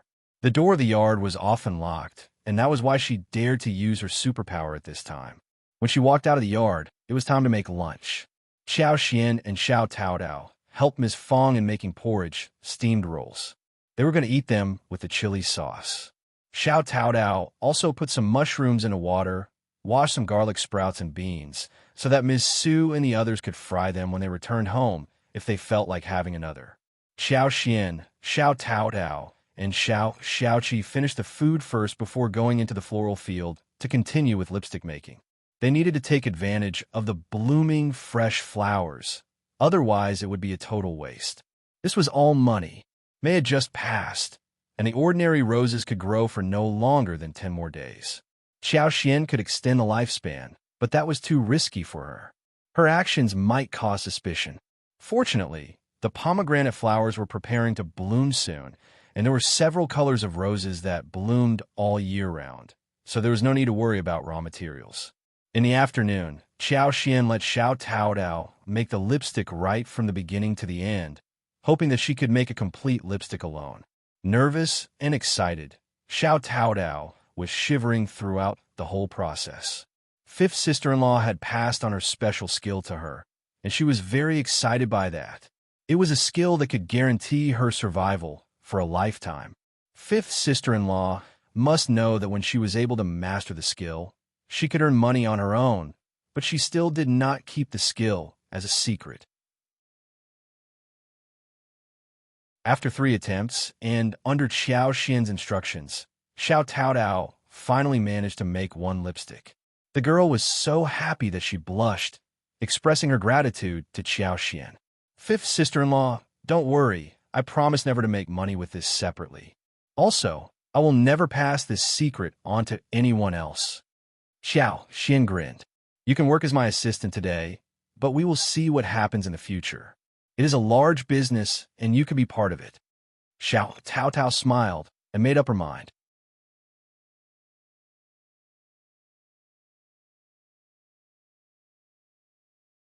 Chapter 215 displeased Xiao Taodao had just learned the skill and felt very motivated. So Qiao Xian entrusted the work to her while she idled around in the floral field. The roses were blooming in such a flourishing way that the petals looked radiant. Due to the help of her superpower, the flowers looked rather beautiful. The pink and rose-colored flowers were pure-looking and together. It seemed as if a waterfall of flowers was created. It was a much larger amount compared to the other kind of roses, because when the blooming period passed, the amount would be reduced drastically. Motivated, Qiao Xian tried to move the flowers into her space. If her space could preserve them, then everything would become so much easier. She could find some time when no one was around, so as to urge them to bloom with her superpower and all those flowers could remain stored in space. But the arrogant space gave no response. It did not accept the flowers. Qiao Xian found it such a pity. When her mind and space were related, she could more or less sense several issues related to space, not necessarily in a specific way, but always in the right direction. The space did have the function of saving objects, except that the function had not yet been activated. She could sense that the function must be related to the cabin that emerged every now and then in the mist. Maybe by the time she caught a clear sight of the cabin, she would reach a high degree of magic and initiate the function of storage. It seemed that everything, including upgradation, was related to the precious plants inside the space. She still needed to find some more, but she was running out of a solution. She needed to find precious goods which the critical space could accept. Qiao Xian had to give up the idea of storing roses and instead focused on making some more lipsticks when the flowers were still blooming. Qiao Xian was going to make a big dinner in the evening, so she returned home earlier than usual. She was going to make a dish of pig head, which would take time. The pig meat was enough for many dishes. Qiao Xian decided to divide it into different parts. She stewed some in the pot, whilst the ears and some small parts could be served as cold dishes or fried with chilies and braised. From the large water tank, she took out a few 3-finger-wide yellow, small crucian carp, small carp, and 2 yellow eels. She stewed a pot of pickled cabbage with a small amount of sauerkraut and dried peppers. This was what dinner was going to include. Ms. Su and the others returned home late, and the moment they arrived, they washed their hands and got ready for dinner. Xiao Tao Tao and Lu Yin were helping out at home, and the dinner was ready. When Ms. Su heard during lunchtime that Qiao Xian had asked Xiao Tao Tao to work in the floral field, she hoped to finish her own field work as soon as possible so that she could start to make money from Qiao Xian. The Xiao family were used to Qiao Xian's food and were glad to see the table full of dishes. Is that pig head? It smells so nice. We have fish with pickles again. It was the first time for Yang Xiaoni to have a taste of dishes made by Qiao Xian. So after dinner, her eyes were sparkling as she looked at Qiao Xian. Her fifth sister-in-law was so good at cooking, and the pig meat dish, as well as the fish, were so tasty that she almost lost her tongue while eating. Fish could be so delicious that it was beyond her knowledge. They all had a good time eating and kept speaking highly of Qiao Xian's cooking skills. They all thought that the banquet served at the wedding was not as delicious. Only the eldest uncle felt a bit annoyed. He realized that Qiao Xian refused to cook the previous day only because she did not want to, not because she was too tired to do so.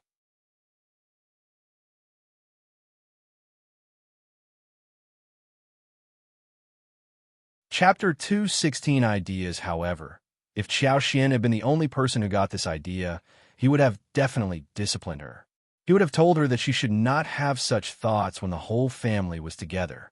However, his wife and sons were all helping her out, and he was totally left alone, so there was no chance for him to say anything, nor was there any use in saying anything. Eldest uncle felt really heavy-hearted. He felt that the family was slowly scattering. Ms. Fang knew exactly what he was thinking when he was silent. She sneered inwardly and pretended as if she had seen nothing. She had thought that her husband would change himself, but it seemed that moving his heart might not be so easy. He believed firmly that the whole family should be together, and that his 2 brothers needed to be taken good care of. Hence, she decided not to say anything more. Her words would not be as important as those said by his own brothers. So, she was going to wait to see what his brothers would do to him. Let him also realize what they were really like. Just look at what they had done to him when he helped them with seedlings. He only got to eat one dinner at the 3rd section of the family on his first day, and then he came home for 3 meals in the following days. His brothers never let him stay for meals. What was the need to help them? But it was good that the 2 sections of the family did such a thing. Even honest man like Dalong wasn't so happy about how they behaved. Otherwise, Dalong might have offered help to his father, since he was a very soft-hearted person. Soon it was time for Xiao Sanlang and Yang Xiaoni to visit her natal family after the wedding. Although they disliked Yang Liang and Ms. Tian and refused to hang out with the couple, yet Ms. Fang would not cut down the return day gifts and ceremony. Ms. Fang, according to the rules, prepare the return gifts, which included 2 chickens, 2 jars of wine, 1 kg of honey, and 2 mid-sized pieces of meat. All this put together was above the intermediate level of gifting. But as Yang Xiaoni and Xiao Sanlang left the village, she pursed her lips. I don't want to return to my home. Those are such precious gifts, and I don't want to give them to my brother and his wife. Xiao Sanlang patted his legs and laughed.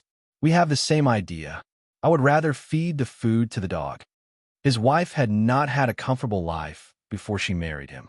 She was never fed well and was always beaten and punished. She was forced to do a lot of work. He really did not want to give the couple any presents. Yang Xiaoni thought for a while and grinned. I think we can keep the honey, which must taste very sweet. It could stay for a long time. Good idea. Xiao Sanlang laughed and added in agreement.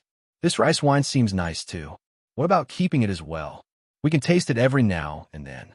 It won't go bad for quite some time. Good. Yang Xiaoni nodded. And we can kill 1 chicken and roast it. It will taste great. Speaking of roasting food, Yang Xiaoni often stole some taro, corn, and beans from home to roast them in the field. Sometimes she would dig some yams and roast them to feed herself in the wild field. She had even roasted fish, but she could not process it well enough, so she gave up after 1 attempt. That was how she and Xiao Sanlang met in the first place.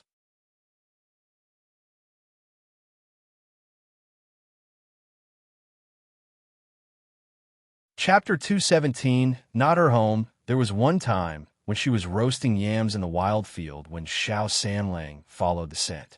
After a few exchanges, the two of them got to know each other and developed feelings. Xiao Sanlang could not help but feel motivated after hearing Yang Xiaoni's opinions. He knew pretty well that roasted chicken could be tasty. That is good, but we don't have any salt with us. The taste would be hampered greatly without seasoning. Yang Xiaoni agreed. Moreover, it was never easy to deal with a chicken which was alive. They could hide meat, but living chickens could not be hidden anyway. They would make noise. What if they were heard and stolen away? But Yang Xiaoni felt really unhappy at the thought that she had to give the meat to Yang Liang and Ms. Tian. She moved out of the Yang family without getting anything and even cut off her relationship with her brother and his wife. She never owed them anything. In fact, she got nothing after working for them for so many years. Rather, they got 20 liang as wedding gifts since she got married. That was already a big bonus for them. She really did not want to get involved with them anymore. Oh yes, Yang Xiaoni cried as she said to Xiao Sanlang, let's go into the mountains and visit my parents. Her parents were already deceased and were buried in the Yang family's graveyard. When her parents were alive, they loved her and gave her a lot of food and clothes in winter. When she was sick, her mother took care of her and made her steamed eggs. But everything ceased to exist after her parents passed away. Her brother and sister-in-law were not her family. She did not want to return there. It would be great if they could visit her parents. She would kowtow to them and tell them that she had married into a very nice family, so they could be assured.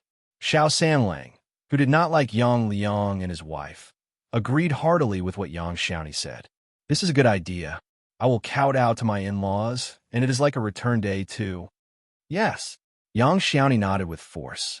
So the easygoing couple forgot about Yang Liang and Ms. Tian and headed towards the Yang family's graveyard. The couple kowtowed in front of Yang Xiaoni's parents' graves, removed the weed, and cleaned a little bit of the surroundings. Then they put the chicken and meat in front of the graves, poured wine 3 times, and talked a little before leaving together. They did not avoid running into people, so they were seen by passers-by. They even explained why they were here. People were dumbfounded when they heard that. They could not help but gossip about it, and soon some nosy ones narrated the whole thing at Yang Liang's home. They just loved gossip. Yang Liang and Ms. Tian were shocked. Then they got really furious. What are they thinking? What do they mean? That is how the Xiao family teaches their son? Yang Xiaoni learnt nothing from them. What are they trying to do? Honestly, the couple had been waiting for Xiao Sanlang and Yang Xiaoni to visit them since morning. They expected the couple to bring some gifts. Ms. Tian had even prepared a speech to threaten Xiao Sanlang and Yang Xiaoni so that she could control them in the future.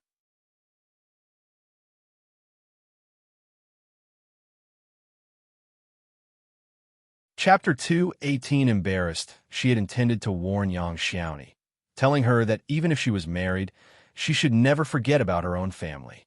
She was going to remind her that a girl without her own home support would be bullied by her mother-in-law's family until she passed away.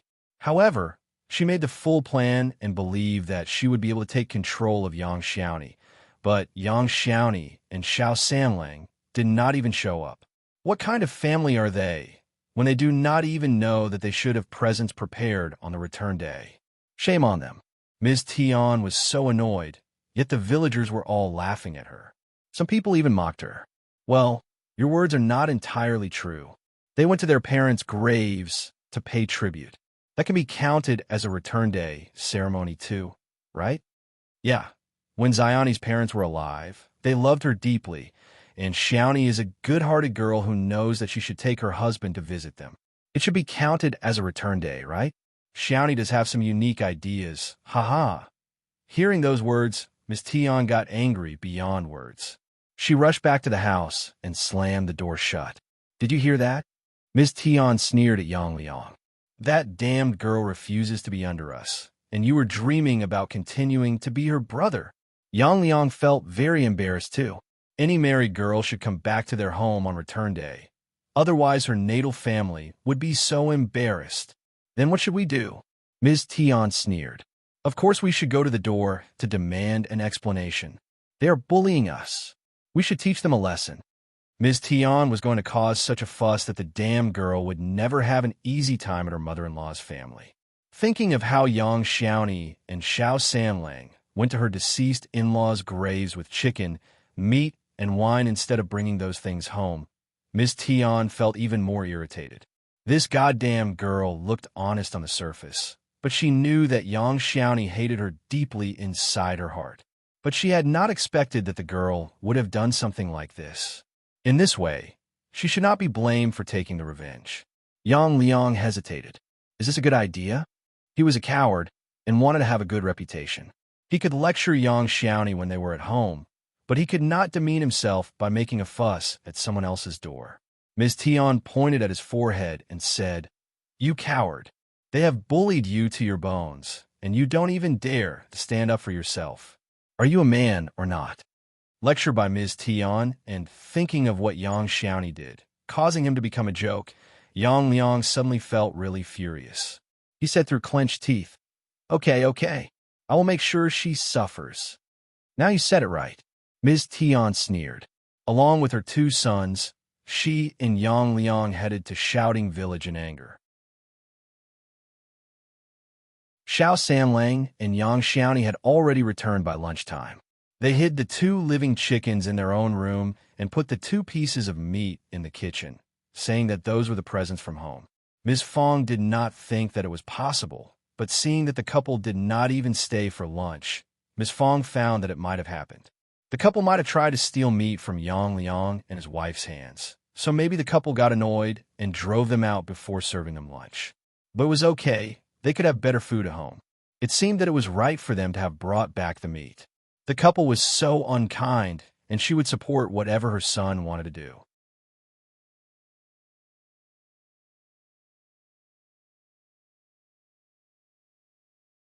Chapter 219, Not Ms. Fang after lunchtime.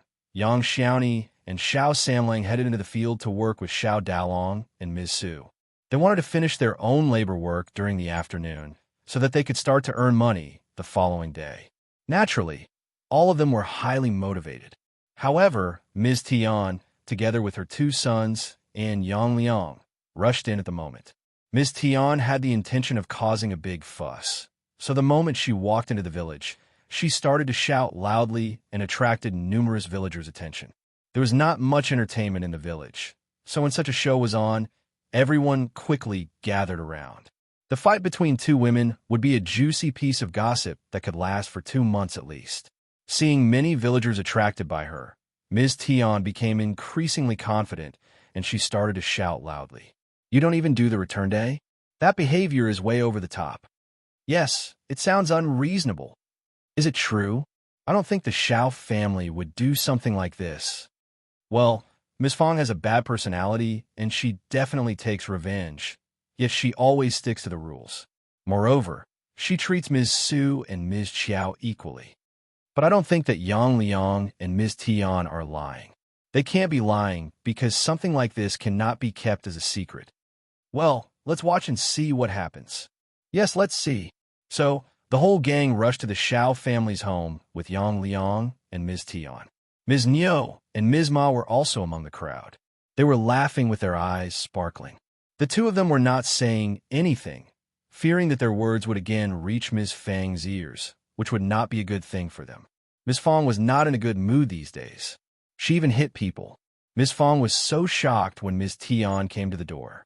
What do you mean? Not allowing them to return home? Ms. Tian, do you think that I'm so easily bullied? I prepared chicken, meat, and wine for Yang Xiaoni and Xiao Sanlang so that they can go to your home for the ceremony. How dare you accuse me? The villagers nodded in agreement. That was true. Ms. Fang would never have allowed such a thing to happen. Ms. Tian sneered. How dare you claim this? Xiaoni never came to my home. Someone must have told her not to. Instead, they went to my in-laws' graves and left straight from there. This behavior is so unreasonable. What? What did she say? Everyone was startled. People had heard about Ms. Tian's complaint, but when the matter was explained like this, they were all shocked. It was indeed a special move, which they had never seen before. Shocked, Ms. Fang shouted furiously into the room and said, Why are you hiding? Get out here and explain. Yang Xiaoni and Xiao Sanlang were both shocked. They had never expected that Yang Liang and Ms. Tian would come to the door. Because of this, anxious, they subconsciously hid into the room.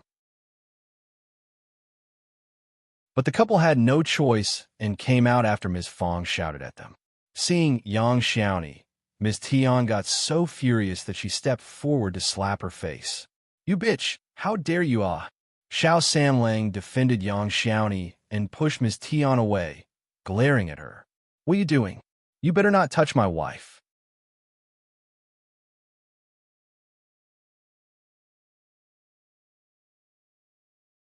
Chapter 2, 20 Weirdos. You. Standing there furiously, Ms. Tian just could not vent her anger and was frustrated. For one moment, she almost felt dizzy. She could not touch this damn girl anymore. That was such a loss, she felt that she got even more furious. She regretted badly to have approved of this marriage. She should have cut it off at the beginning. Moved, Yang Xiaoni started to sob and looked at Xiao Sanlang passionately. Third brother, you treat me so nicely. No one treated me so well like you do after my parents passed away. I will definitely treat your parents well too. The villagers found it both funny and pitiful. Standing next to Ms. Fang, Qiao Xian tried to hold her laughter. Her third sister-in-law was such a funny person. The Yang village and the Shouting village were not very far apart, and the famous families were famous across the villages.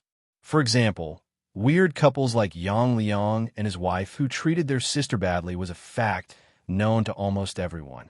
They should have realized what Ms. Tian and Yang Liang were like when they saw how Ms. Tian, without hesitation, went up to slap Yang Xiaoni right on the face. She must be very used to doing this, so people immediately started to look at her differently. They were such a weird couple. Ms. Tian regretted a little to have been so impulsive. So, she threw herself to the ground with her two sons. They are bullying us. The whole Qiao family were here, including the brothers and daughter-in-laws, surrounding Yang Liang and his wife, as well as the two children. It had seemed like a mob bullying the weak. Ms. Fang's veins popped on her forehead. She glared at her son and frowned. Ms. Tian, stop being a bitch. I won't be fooled by this act. Just stick to the matter. You should never dream about trying to get any sort of justice through this bitchin' move. I will not allow you to throw your temper here at my home. Qiao Xian said to Lu Yin with a smile. Go and fetch a chair for Madame Xiao and serve her some tea too. Okay, second Mississippi. Lu Yin politely and quickly went to fetch the chair from the inner room. Qiao Xian helped Miss Fang sit down. Mom, please take a seat. Then Xiao Xian took over the tea and served Ms. Fang politely. Mom, drink some tea and make sure your throat is moist. This is going to be a long conversation. Okay. Ms. Fang picked up the cup and took a sip, then she grinned happily. She would let this bitch do whatever she wanted for now. She was simply going to watch a show. Ms. Fang felt even more happy when she saw the villagers looking at her with jealousy. Ms. Tian was dumbfounded. Yang Liang looked even more furious. You are such a bully. Ms. Ma felt itchy, so she said, Eldest sister-in-law, how can you drink tea at a time like this? Why not solve it quickly? Ms. Fang threw a cold look at her and said calmly, I can't do anything when she refuses to talk. Ms. Tian, are you ready to speak now? Ms. Tian got so annoyed that she almost spilled blood. She wished that Ms. Fang could start a fight with her so that she could charge her for medical compensation. Also, if her 2 children were shocked, they would have asked for compensation for that as well. However, she started to act as the high-status Madame Qiao. She sat down, surrounded by her children, making Ms. Tian not daring to go forward.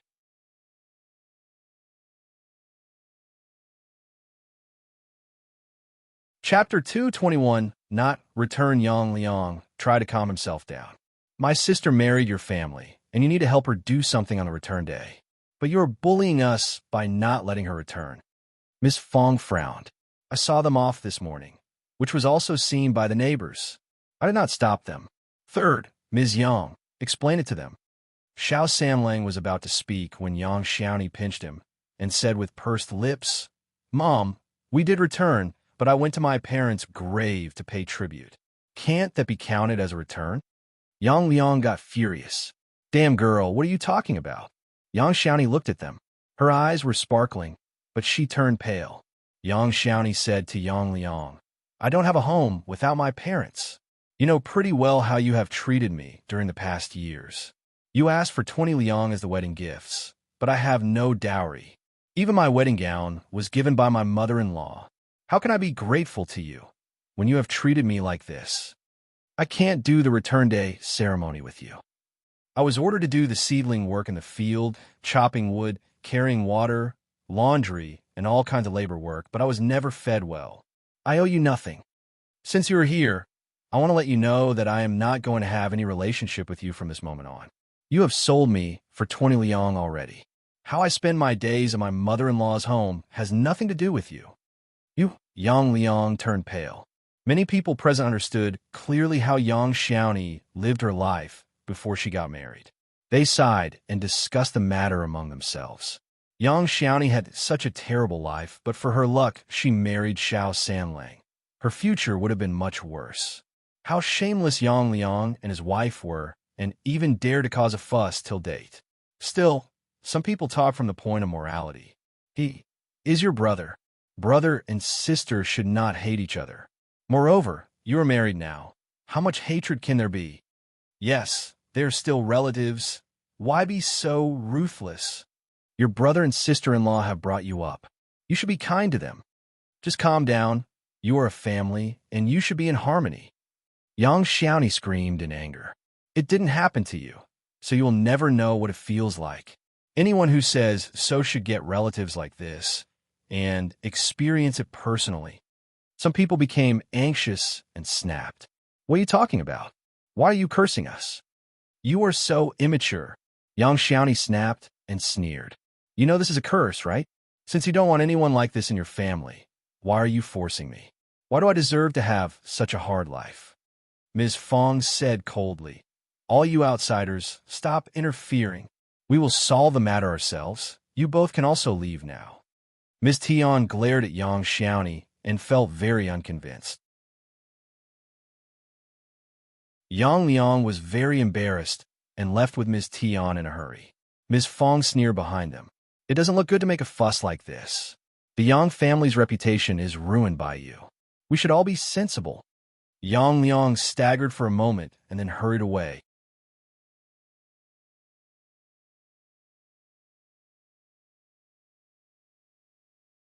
Chapter 222. Bad luck. Seeing the show was over and Ms. Fang was driving people away, the audience left. Ms. Niu and Ms. Ma, who believed that they were part of the family, remained and continued to giggle. They were trying to convince young Xiaoni not to throw a tantrum and that she had only one brother whom she should cherish, or she would regret it in future. They both sounded as if they were very concerned about her. Yang Xiaoni was really annoyed, but Ms. Niu and Ms. Ma were seniors of the family, and she could not counter them. Ms. Fang got impatient and said, "You two, stop talking about those scumbags. Honestly, those shameless people who keep taking advantage of their family with the excuse of family relations should never exist. Anyone who has such relatives is just pure unlucky." The faces of Ms. Niu and Ms. Ma sank. These words sounded very piercing. Mom is right. Xiao Sanlang glanced at them and said to Ms. Niu happily, "Second aunt, do you think that the couple is nice? They have 2 sons, and if you think that they are nice, you could become in-laws with them and spend the rest of your lives together." Before Xiao Sanlang finished the words, Ms. Niu shouted and was about to hit Xiao Sanlang. "What are you talking about?" Xiao Sanlang dodged and smiled. "Second aunt, you keep speaking highly of them. I'm only trying to come up with some ideas for you. Why are you hitting me rather than thanking me? How ungrateful." Yang Xiaoni laughed. Seeing his wife smirk, Xiao Sanlang teased even more loudly. Ms. Niu got annoyed and said, "Eldest sister-in-law, look at your third son.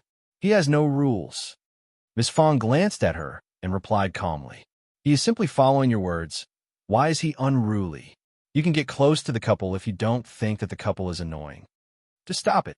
Eldest uncle, who had been hiding in the room, stepped forward and glared at Xiao Sanlang. When Ms. Tian and Yang Liang were making a fuss a while ago, eldest uncle got so anxious that he had no idea what to do. So, he just hid himself in the room and pretended as if he was not at home. Ms. Fang also wished that he did not show up. Otherwise, her husband might have said something that put her own family in the disadvantageous place. She could handle the couple when her sons and daughter-in-laws were together. Eldest uncle only showed up now, and this was the scene he ran into. Xiao Sanlang sneered, "Dad, it is the second aunt who started it." Ms. Niu snapped, "Why don't you talk about your third aunt? Why just me alone?" Ms. Ma was displeased as she threw a look at her. "Second sister-in-law, what are you talking about? Why am I involved in this?" Xiao Xin laughed. These two were just great together. Once they started to argue, Ms. Fang got impatient. "Go to your home and fight with each other. You have no right to talk about our family. Also, if you spread any rumors about today, just wait and see what I will do."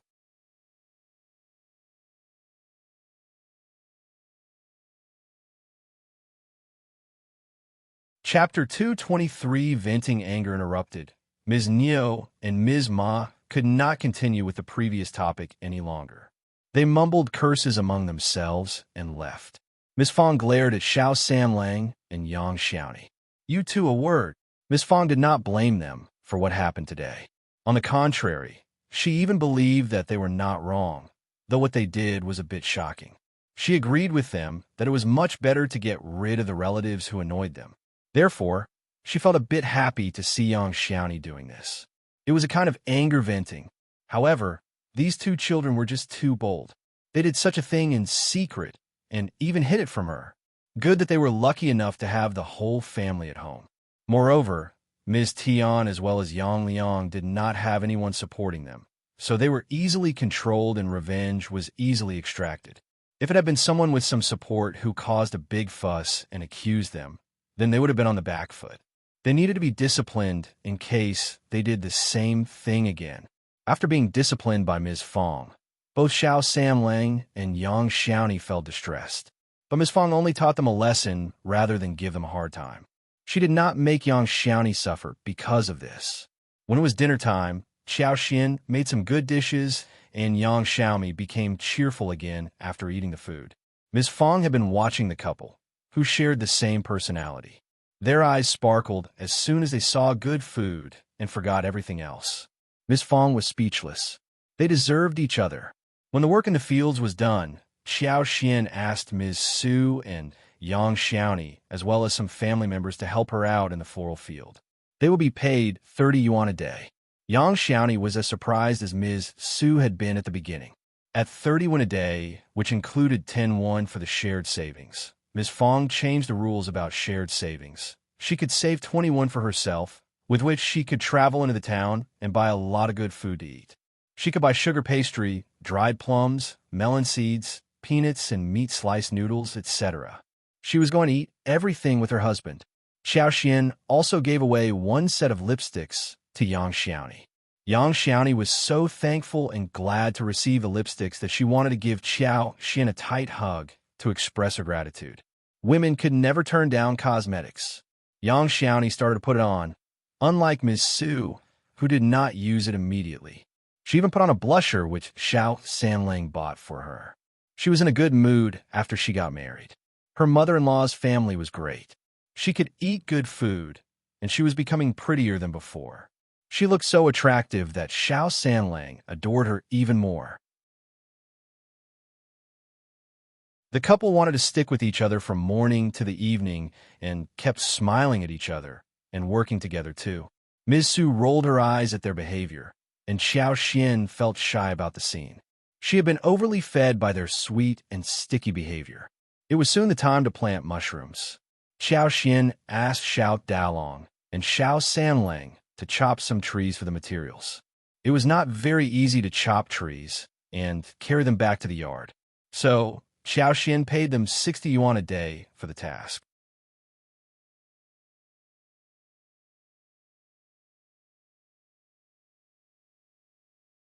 Chapter 224, No More Trouble. Actually, labor work only cost 21 in the market, and lunch was not provided.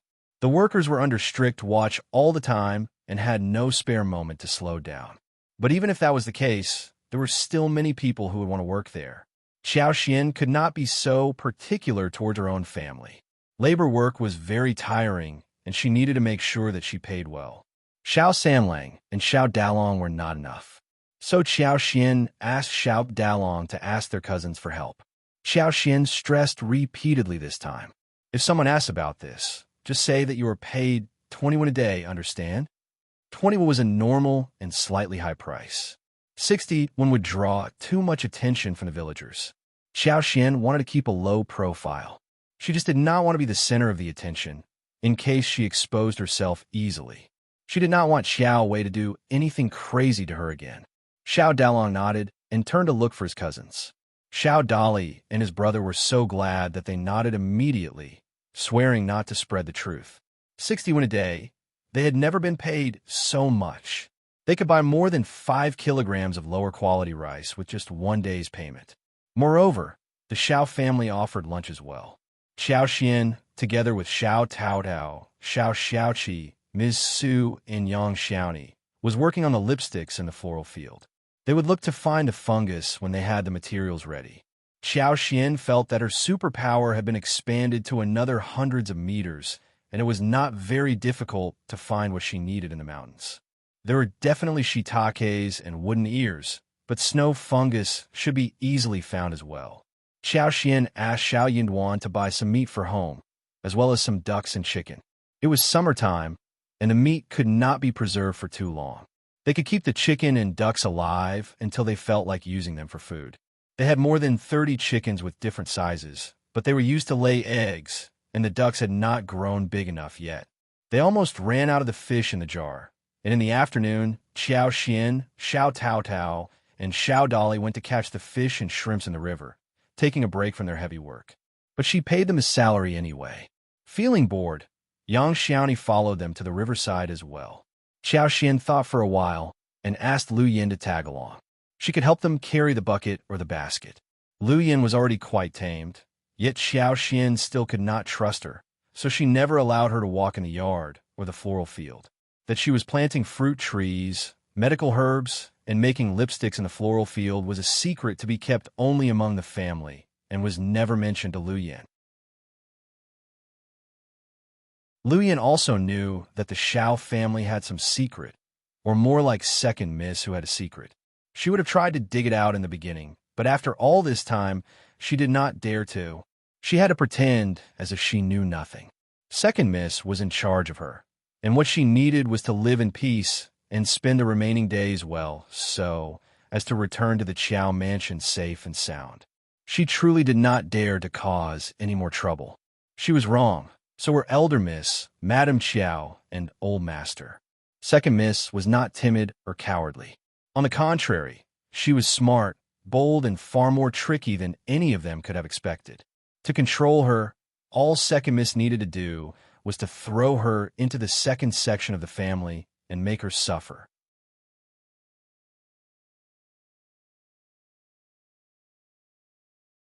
Chapter 225, Incomplete Awareness about Second Miss Lu. Yin understood clearly what she ought to do: obey Xiao Xian's order. For example, right now, when Xiao Xian ordered her to carry the basket and bucket to the riverside, she should follow it quietly. Was she without help? No, she was just trained to carry a bucket. The group came to the riverside where the water grass was flourishing and the surface was broad. They started to work proficiently. With her superpower, Xiao Xian could see big fish swimming across the grass freely, and she really wanted to help. It was time for her to get a fish net and learn to fish. Xiao Xiaoqi was fishing when Yang Xiaoni offered a hand. She had the basket around her waist and went into the river to scoop up the shrimps. Xiao Taodao and Xiao Xin dug some ponds from under the stone somewhere where the water was not so deep. Lu Yin did not have the intention of going into the water, nor did Xiao Xian ask her to.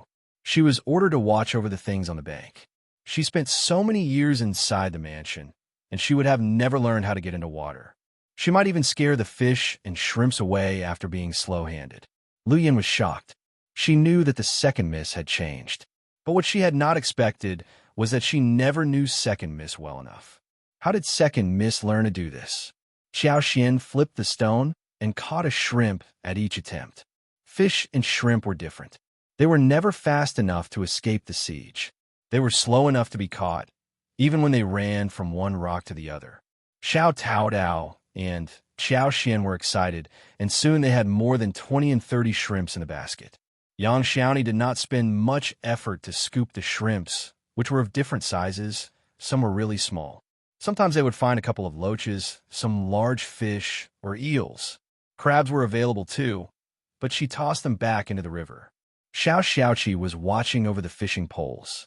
The fish here were never caught, so they were easily hooked. He kept getting the fish from the river one after another. Lu Yin went to help put the fish into the bucket. Seeing the fish in the bucket, Lu Yin could not help but feel happy, thinking that it was a fun activity. After a while, they all went home with the harvest. They had a heavy basket of small river prawns and small fish, a large basket of prawns, and 2 buckets filled with fish. There were mandarin fish, yellowhead catfish, carp, crucian carp, shrimp loach, catfish, as well as 2 black fish and a grouper. Back at home, they put the hopping fish into the jar, and Xiao Xian poured some superpower into the water, because of which the water grass grew, so that the fish started to look energetic. They kept the shrimps in the basin for dinner. Xiao Xian planned to boil the prawns in boiling water, mix it with soy sauce, vinegar, sesame oil, and ginger to dip them in water, peel off the shells of the prawns, and eat them directly. That was the best way to eat fresh shrimp. Then they poured the small shrimps and fish into the basin and scooped out the small fish. The small shrimps were baked in the pot. So were the fish, which had very soft and thin bones. They needed to be carefully flipped and baked separately with the shrimps, since they cracked easily.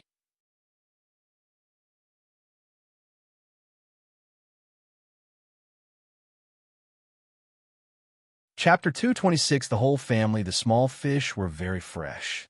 They were wrapped in flour and deep-fried, stirred with chilies and ginger slices.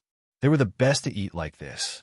When Xiao Yinwan returned, he brought pork belly, pork ribs, cheese bones, and a dozen chickens and ducks. Miss Fang put the chickens and ducks into the cage. Since they were not bred by the family, the chicken might run away. But the ducks would always linger nearby. For dinner, they stewed soup with 2 cheese bones, soybeans, and Chinese yam, marinated spare ribs and fried, stir-fried pork loin, and loofah, deep-fried pork belly, saving them for the next day. There were wolfberry buds in the floral fields, so some were picked and fried. The bitter gourd on the fence had also grown, and they made another dish of fried bitter gourd with sliced meat. When the dishes were presented at the table, the whole family was drooling just with the smell. Xiao Samlang could not help but sniff deeply as he said emotionally, "Haven't eaten meat for a long time, now is here again."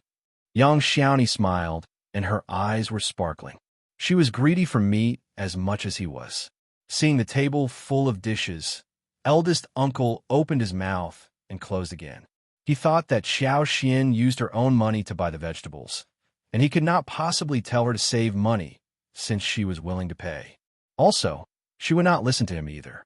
The whole family had become so fascinated with meat after eating the dishes made by Xiao Xian. They seemed to suffer deeply when they ran out of meat after a few days. The pork from the pigs raised by the farmers were very tasty. Xiao Xian was drooling for the meat too.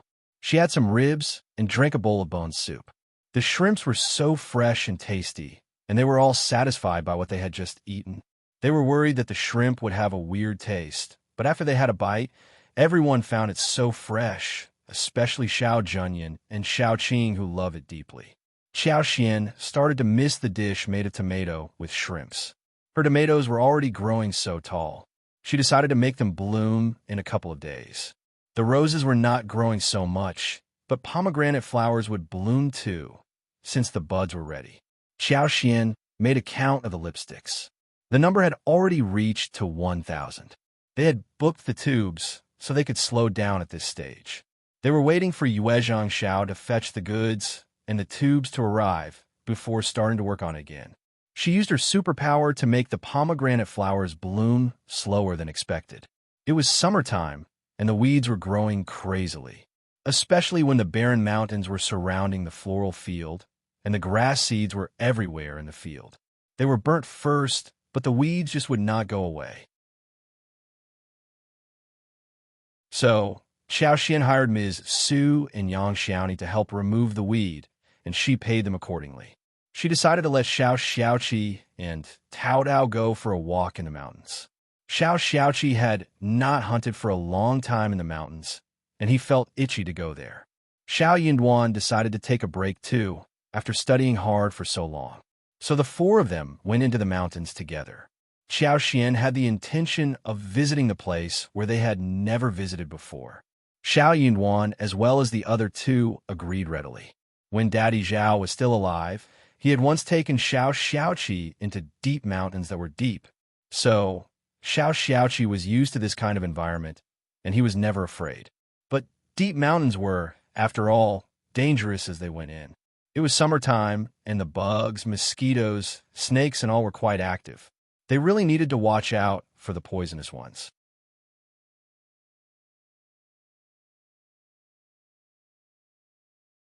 Chapter 2, 27 Into the Mountains Again. When Xiao Xiaoqi spoke of this, Xiao Xian was reminded as well. So, she went into town to buy some medicine first, and was fully prepared before heading to the mountains. The mountain was very far, so the four of them started before the sun rose. The air was very cool at that moment. Xiao Xiaoqi was quite energetic. He became more active as he walked into the mountains. He had a lot of fun going along with Xiao Tao Dao. Xiao Yinduan was walking next to Xiao Xian, reminding her what she should watch out for, like the branches which he kicked away for her sake. Xiao Xian did not need his help. She could see everything, and as long as she wanted to, she could use her superpower to move the veins away. But Xiao Xian felt sweet in heart, seeing her husband care for her in this way. She was not going to give this man to anyone else. The four of them did not intend to head into very deep mountains, since they needed to factor in the return time. Seeing the surroundings getting stranger, they slowed down. Xiao Zioki's plan was to hunt and take some animals home. He intended to get some rare prey, because roosters and rabbits were too commonplace for him, especially since he took such a long and difficult trip here. They talked and walked as they observed the surroundings. There were many kinds of bamboo in the mountains, and the bamboo shoots were seen everywhere too. From the time of the solar term of insect awakening all the way to the end of July, there were a lot of fresh bamboo shoots growing. As they were walking in the deep mountains, they would every now and then run into small patches of bamboo shoots. There were many mushrooms too. Wild berries were looking ripe as well. However, they were too far away from the village, so they dropped the idea of bringing those home. They needed to work on more precious things with the limited energy they had. They only paused to pick the rarely seen and delicious mushrooms like porcini mushrooms, Hericium arenaceus, wild red mushrooms, and small flower mushrooms. Especially Hericium arenaceus, which was rarely seen. They were lucky enough to get many on this trip. They even found a bunch of snow fungus, which were picked when ripe, weighing around 5 kilograms. Qiao Xian bore this place in mind. She would come to pick the mushrooms when they had the materials ready. Xiao Yunduan understood that the snow fungus were valuable, but he had never seen them before. When Xiao Xiaoqi and Xiao Taodao heard from Qiao Xian that snow fungus could be more valuable than gastrodia when sun-dried, they put them away carefully, fearing that they would break them. Xiao Taotao's eyes were sparkling as she smiled. Fifth sister-in-law, are you going to plant this in our yard too? That would be great. Xiao Xiaoqi struck his head and smiled. Yes, no wonder it sounds so familiar. Let's bear this place in mind, and we can come back to fetch the seeds next time. Seeing that they were not greedy, but working for her devotedly, Qiao Xian felt warmth inside her heart, nodding and smiling. Yes, but it is not very easy to find in the mountains, and we need to work on it. We're going to make a lot of money if we manage to plant them well. Xiao Xiaoqi and Xiao Taodao were the biggest helpers when Xiao Xian was starting her business. So, Xiao Xian decided to pay them a salary and give them shares too. When her business became bigger, their share would be so much that they would never need to worry about money for the rest of their lives. Xiao Xiaoqi and Xiao Taodao did not think that far. They were just very happy that their fifth sister-in-law had never been stingy towards them, and they did not need to worry about anything.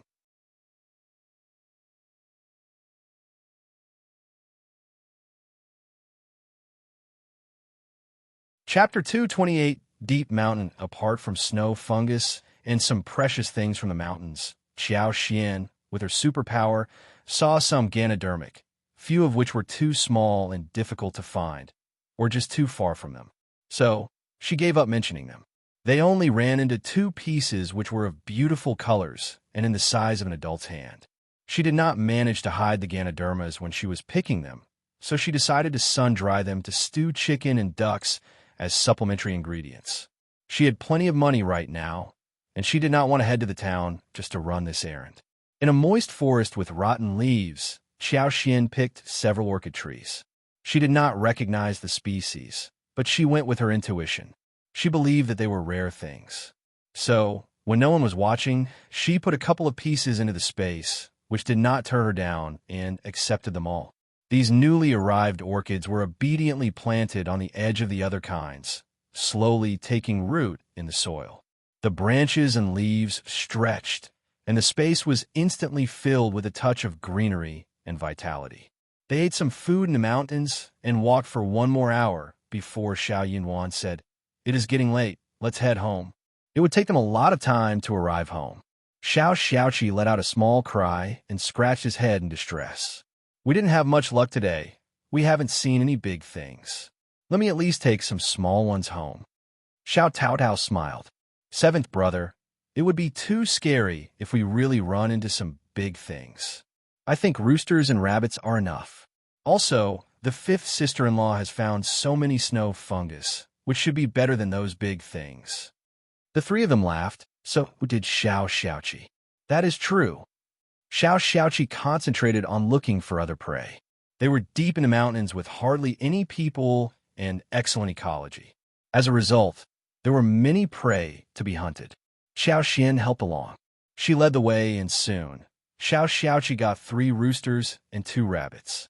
They could have run into wild boars and tigers, but Xiao Xian foresaw those animals and guided them away. Soon the 4 of them headed home. They picked some wild bamboo shoots on the way home again.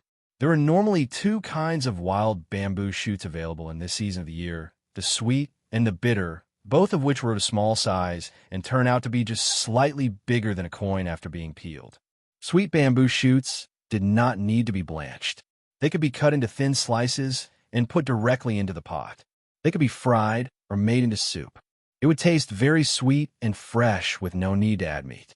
The original taste of fresh bamboo shoots would be retained in the dish. Bitter bamboo shoots needed to be blanched so the bitterness could be removed. It could be cooked with meat and chilies.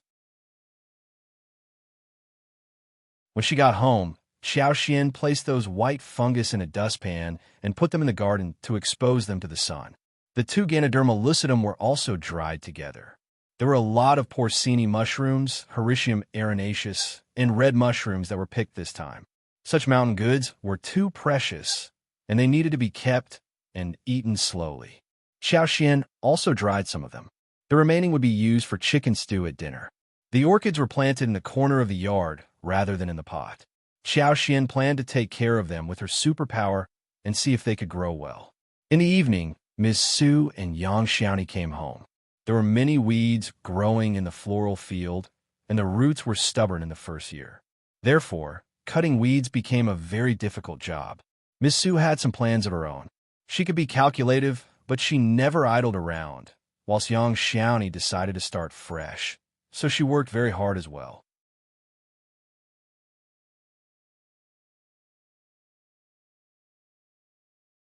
Chapter 229 show the 2 of them removed the weeds cleanly and the roots were all dug out.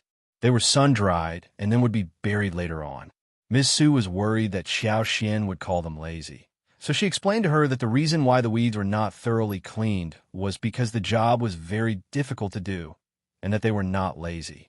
Qiao never thought of her in this way, so she did not understand why Ms. Su would explain this to her.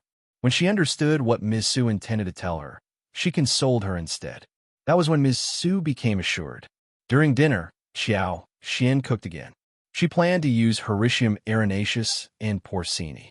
The menu included stewed chicken, fried rabbit with spices, braised rabbit pork belly, sweet bamboo shoots with clear soup, as well as some seasonal vegetables.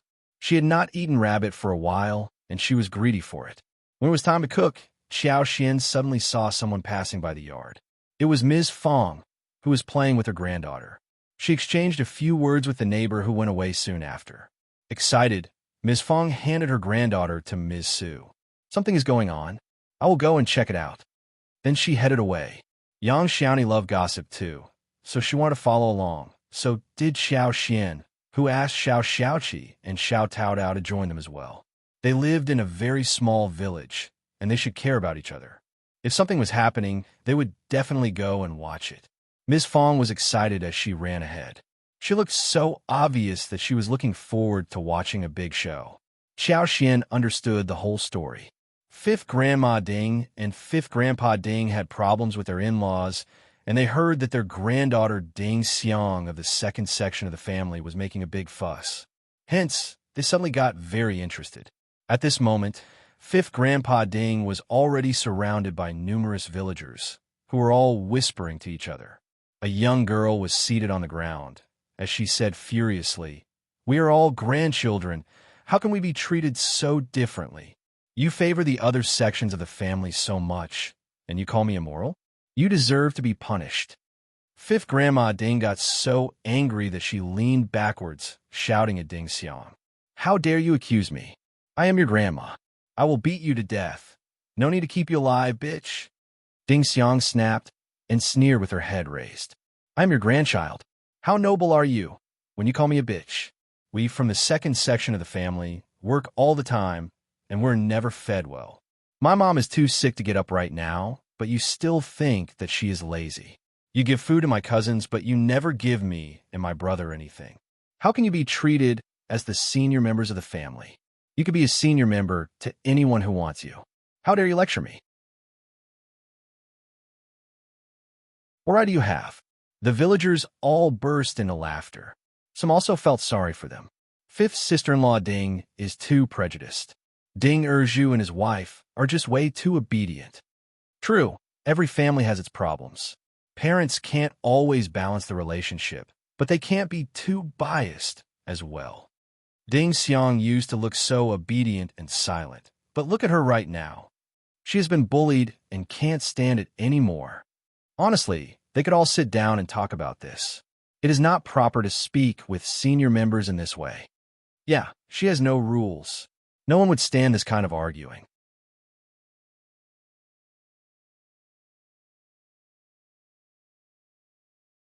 Chapter 2, 35th Grandpa Ding's granddaughter 5th Grandma Ding got so annoyed by what Ding Xiang said that she went up to kick her and shouted, "I will beat you to death, you bitch." Ding Xiang could not stand it. So, she got up and ran away. You are the senior member, but you don't act like one. The only thing you can do is to put on the seniority hat.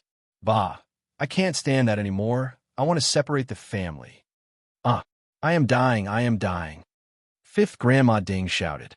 Instead of running after Ding Xiang, she screamed at Ding Xiang's father. "You immoral man! How can you allow your daughter to bully me? Maybe you and your wife have instructed her to do so? What sins have I done so that I have to go through this trouble?" 5th Grandpa Ding's face changed as he snapped. She has no rules, and she dares to say such terrible things. Catch the damn girl. Ding Erju turned pale out of fright and kept apologizing to 5th Grandma Ding, swearing to God that he and his wife did not order their child to do so and that he would never do anything like this. Ms. Zhou kept sobbing in silence. Ding Xiang's heart cooled.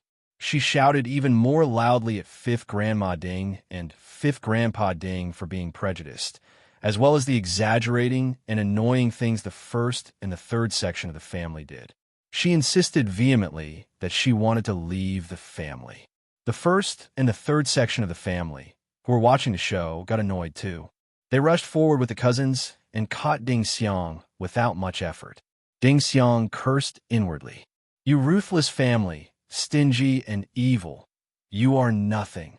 My parents will be killed by you one day. Just wait and see. If my parents die someday, it will be your fault. You black-hearted people, you will be condemned by God. Shut up now." 5th Grandpa Ding got so angry that he shivered. "What are you talking about, you damn girl? Can't you talk properly? How dare you curse your own family? You are mental and talking nonsense. Second son, what are you doing being her parents? You should teach her well." 5th Grandma Ding slapped right on Ding Xiang's face, shouting, "This damn girl is crazy. No one with the right brain will talk like this. You are immoral, immoral." Ding Xiang's face turned swollen, but she continued, "This is all your fault. I am mental because you made me so. I want to live separately. Will you agree?" "Of course not. You will have no servant to order around. No one will help you who are lazy, mean, and evil." 5th Grandma Ding got so angry that she almost fainted. She raised her hand and was about to slap Ding Xiang again. "I will kill you now." Ms. Zhou suddenly rushed forward with her son in her arms. She shielded Ding Xiang as she kneeled down, begging, "Mom, she is too young to understand what is going on. Please, forgive her, please." "Shut up. Bitch, you have taught her all of this. How dare you ask for forgiveness?" 5th Grandma Ding kicked Ms. Zhou, who fell backwards. Her son was less than 3 years old, and he was crying loudly as he called out to his mother. With her son in her arms, Ms. Zhou felt so desperate that she cried. Those bystanders did not think that this should go on like this. They went up to get 5th Grandma Ding, telling her to calm down and help Ms. Zhou and her son get up. Some people tried to tell Ding Xiang not to talk anymore and apologize to her grandparents.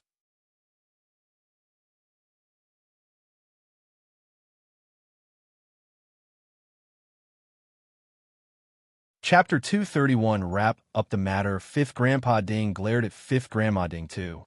It was his wife who was too prejudiced and had been treating the second section of the family badly. The second section of the family were too obedient to say anything, and he never took their attitudes as important. But Ding Xiang, the damn girl, bore the grudge in heart. This damn girl behaved openly like this, and his second son and his wife might have held the same grudge too. They had made the whole family into a joke in front of the village. 5th Grandpa Ding was very unhappy about 5th Grandma Ding, and was also upset about the second section of the family. Why could they not point out their grudge privately rather than make a scene here? Did the second section of the family think that it was a good thing to be the joke of the village? 5th Grandpa Ding decided to wrap up the matter properly. He had to do so, otherwise the rumor would only get bigger. His grandchildren were getting older every single day, and they should get married when it was time. His family could not be humiliated at this juncture. Just stop it. Fifth Grandpa Ding glanced at Fifth Grandma Ding and his children as he looked at Ding Erju. Erju, just tell everyone if your parents have treated you badly. Frightened, Ding Erju shook his head subconsciously. No, of course not, Fifth Grandpa Ding snorted. Have you ever thought about leaving the family? No, I never think about this. My parents are so good. How can I leave you? You really never thought about this? Never, Dad. Good. I knew that I would never have raised an evil son. Fifth Grandpa Ding calmed himself down and turned to Ding Xiang. Girl, are you jinxed that you have spoken such impolite words? Just say sorry to your grandma, and we will drop the matter. After all, you're simply being impulsive at this moment, but we can forget about it. Fifth Grandma Ding glared at Ding Xiang and sneered. Are you confused as to have said something like that? With a swollen face, Ding Xiang looked at Fifth Grandpa Ding with widened eyes. Grandpa, why can't we live separately? We can still treat you well when we live separately. I don't want my parents to live a tired life. Moreover, neither of the uncles ever work well. Why can't we just live separately? Why not? Many people in our village live separately. Just shut up. They live separately for some reason. But many are living together. You should get out of our family if you want to live separately. I will see if you can survive. Fifth Grandpa Ding's face sank. Girl, you are definitely jinxed. You are talking nonsense. You are not like this before. How can you speak with me in such an impolite way? You are not being polite towards us. Ding Xiang said, What I want is just to live separately. Fifth Grandma Ding sneered. Why should we listen to you? You are nothing.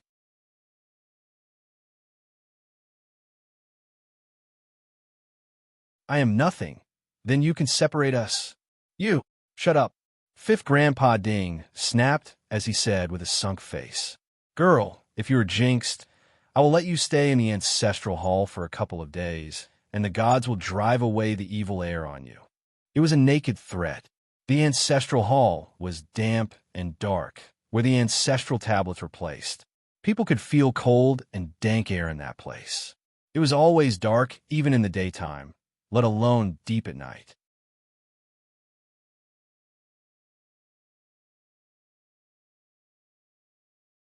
Chapter 232, Rites of Discourse. It was not easy to stay there for a couple of days. At least for a teenage girl, it would be very scary. Ding Xiang looked up and said, I can stay there, but are we living separately afterwards? Fifth Grandpa Ding's face sank utterly after that question. Second son, do you want to live separately? No, of course not. Ding Erju was dumbfounded, wondering what made his girl say so. Fifth Grandpa Ding sneered. It seems that you have not taught her well. Hence, the girl is totally jinxed. Ding Erju panicked. Dad, she's just confused. Ms. Zhou was terrified too. Ding Xiang, just stop talking. Apologize to your grandma and your grandpa. We are not going to live separately, okay? Don't talk like this. Ding Xiang glanced at her parents. She looked desperate and distressed. She had no rights of discourse. She could not change a thing. She tried her best to shout out what she was thinking, but everyone called her confused, jinxed. She was denied. She could do nothing when she was under someone else's mercy. She was capable of doing nothing. What a goddamned world. She just could not stand that anymore. No wonder the original host died. She looked around and felt exhausted. Ding Xiang suddenly felt a bit desperate. Anyway, she was not going to tender any apologies because she never made any mistake. That was the bottom line she had. They could do whatever they wanted to her. She could not ride over them. Fifth Grandpa Ding forced her. Girl, just say sorry. We can drop it as long as you apologize. We are a family, and we will live happily forever. Ding Xiang sneered. This pretentious tone made her feel so disgusted. What were you pretending to be? You are not at all noble. She was not gullible. She knew that they were just trying to save their face. She was being forced to repent so that their reputation could be saved. She had thought that as long as she could draw the attention of the villagers, she could force the whole family to yield. But she was wrong. Nothing happened so easily. She was alone, and no matter how hard she tried, She could not get out of this mud. Seeing Ding Xiang staying silent, fifth Grandpa Ding got angry and said coldly, "You are definitely jinxed, so you talk nonsense. Elder, second, and third son, just take her to the ancestral hall so she can reflect herself in front of the ancestors." "No, please, Dad. Ding Xiang, just apologize now." "Dad, she is confused. I can discipline her later, but please forgive her." Ding Erju and Ms. Zhou turned pale as they begged for forgiveness. Ms. Zhou cried so hard that she almost collapsed, but for her sister-in-laws who supported her. The ancestral hall was very scary, but a maiden who was 15 years old, who could have a good marriage, would have her name ruined if she was ordered to stay in the ancestral hall. They would never find any good suitors for her. What was she going to do? Her life was ruined. Ding Xiang closed her eyes. She is jinxed? Definitely yes. No normal girls would be like this. Fifth Grandpa Ding almost cried. "What are you standing here for? Get her to the ancestral hall." "What a shameless thing. Our family is doomed."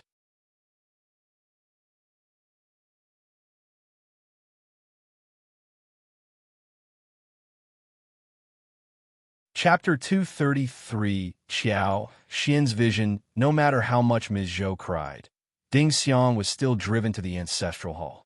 The villagers exchanged murmurs among themselves. Some were talking about fifth Grandma Ding. Some were showing compassion to Ding Erju and Ms. Zhou, and some even believed that Ding Xiang had been really jinxed. True, she must be under influence.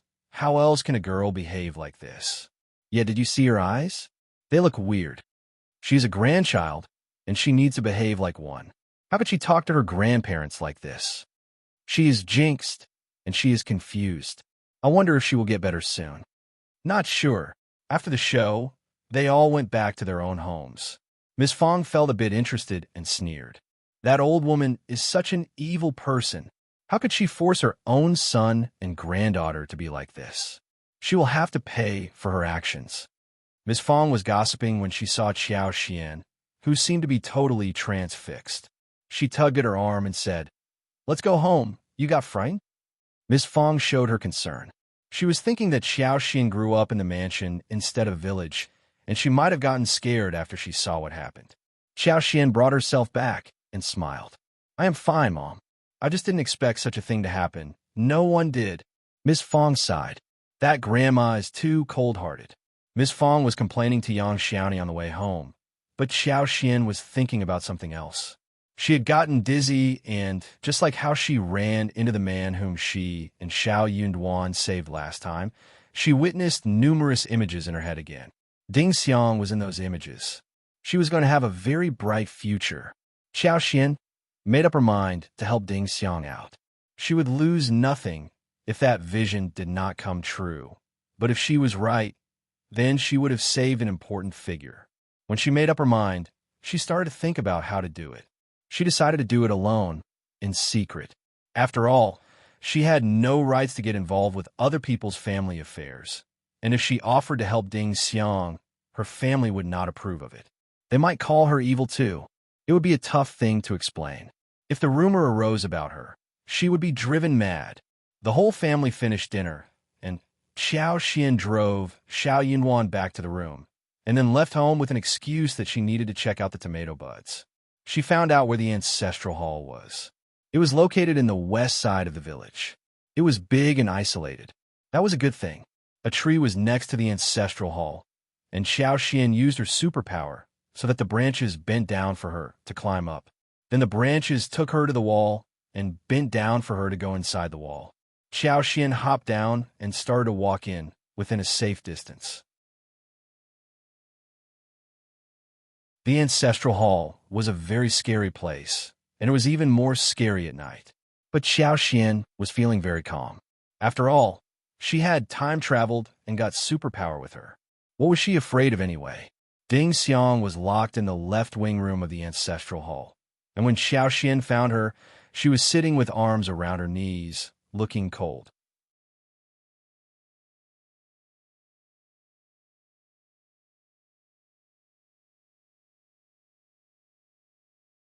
Chapter 234, Starvation. Both of them froze as their eyes met. Ding Xiang did not expect that someone would be here at night. Xiao Xian realized that Ding Xiang was not looking scared. This girl was indeed strong-minded. Ding Xiang glanced at the basket in Xiao Xian's hands. She seemed to have smelled something. She swallowed her saliva, and her eyes started sparkling. "Have you got any food?" Ding Xiang licked her lips and asked in a hoarse voice. She was really famished. She was never fed at her home, and no one gave her food after she was locked in the ancestral hall. When she heard the sound of footsteps, she thought that it was her mother. But it was not. She felt a bit disappointed, but not that disappointed. Ms. Zhou was too weak to fight against her grandma, who would definitely stop Ms. Zhou from giving her any food. Ms. Zhou could do nothing but cry. She was her mother, but she could not even defend her child who was tormented by her own family. She felt let down as she thought about this. She was so hungry that she did not even bother to ask why this woman was in front of her. All she needed was food. Xiao Xian smiled and let out a sigh of relief. She had been thinking how to explain to Ding Xiang when they met, but she turned out to be so straightforward. This was a personality she liked. When she thought of how she fought against Fifth Grandpa Ding and the whole family, and she sighed, what a special girl. She was really different from ordinary farmers. "Oh yes, but drink some water first. I have added some honey in it." Xiao Xian nodded and went to her. She squatted and took out the food and water for Ding Xiang. Ding Xiang took the kettle and poured the water into an empty bowl with shivering hands. Then she finished it directly, letting out a sigh of relief and saying emotionally, "It is so sweet." She could not wait any longer and started to eat. Xiao Xian had expected that she would not have been given any food by the family, so she only got one bowl of rice, one dish of bamboo shoots, and several pieces of mushrooms for her to eat. But Ding Xiang did not think too much, and she started to eat everything immediately. When the food was done, Ding Xiang wiped her mouth and put down the chopsticks and bowls. She almost cried. How could she have time traveled to this goddamn place? She could not even get to eat one bowl of rice. How happy it was to be able to finally eat. "Oh yes." Ding Xiang pressed down her tears and smiled. "You are the second miss from the Qiao family, right? Why did you give me food? Anyway, thanks." Xiao Xian had already understood that she was different, so it was normal that she could guess who she was. She was different from the villagers here. "You are right." Xiao Xian smiled and added, "I don't approve of what Fifth Grandpa Ding did, so no need to thank me." Ding Xiang grinned. "So you felt sorry for me? Anyway, thanks."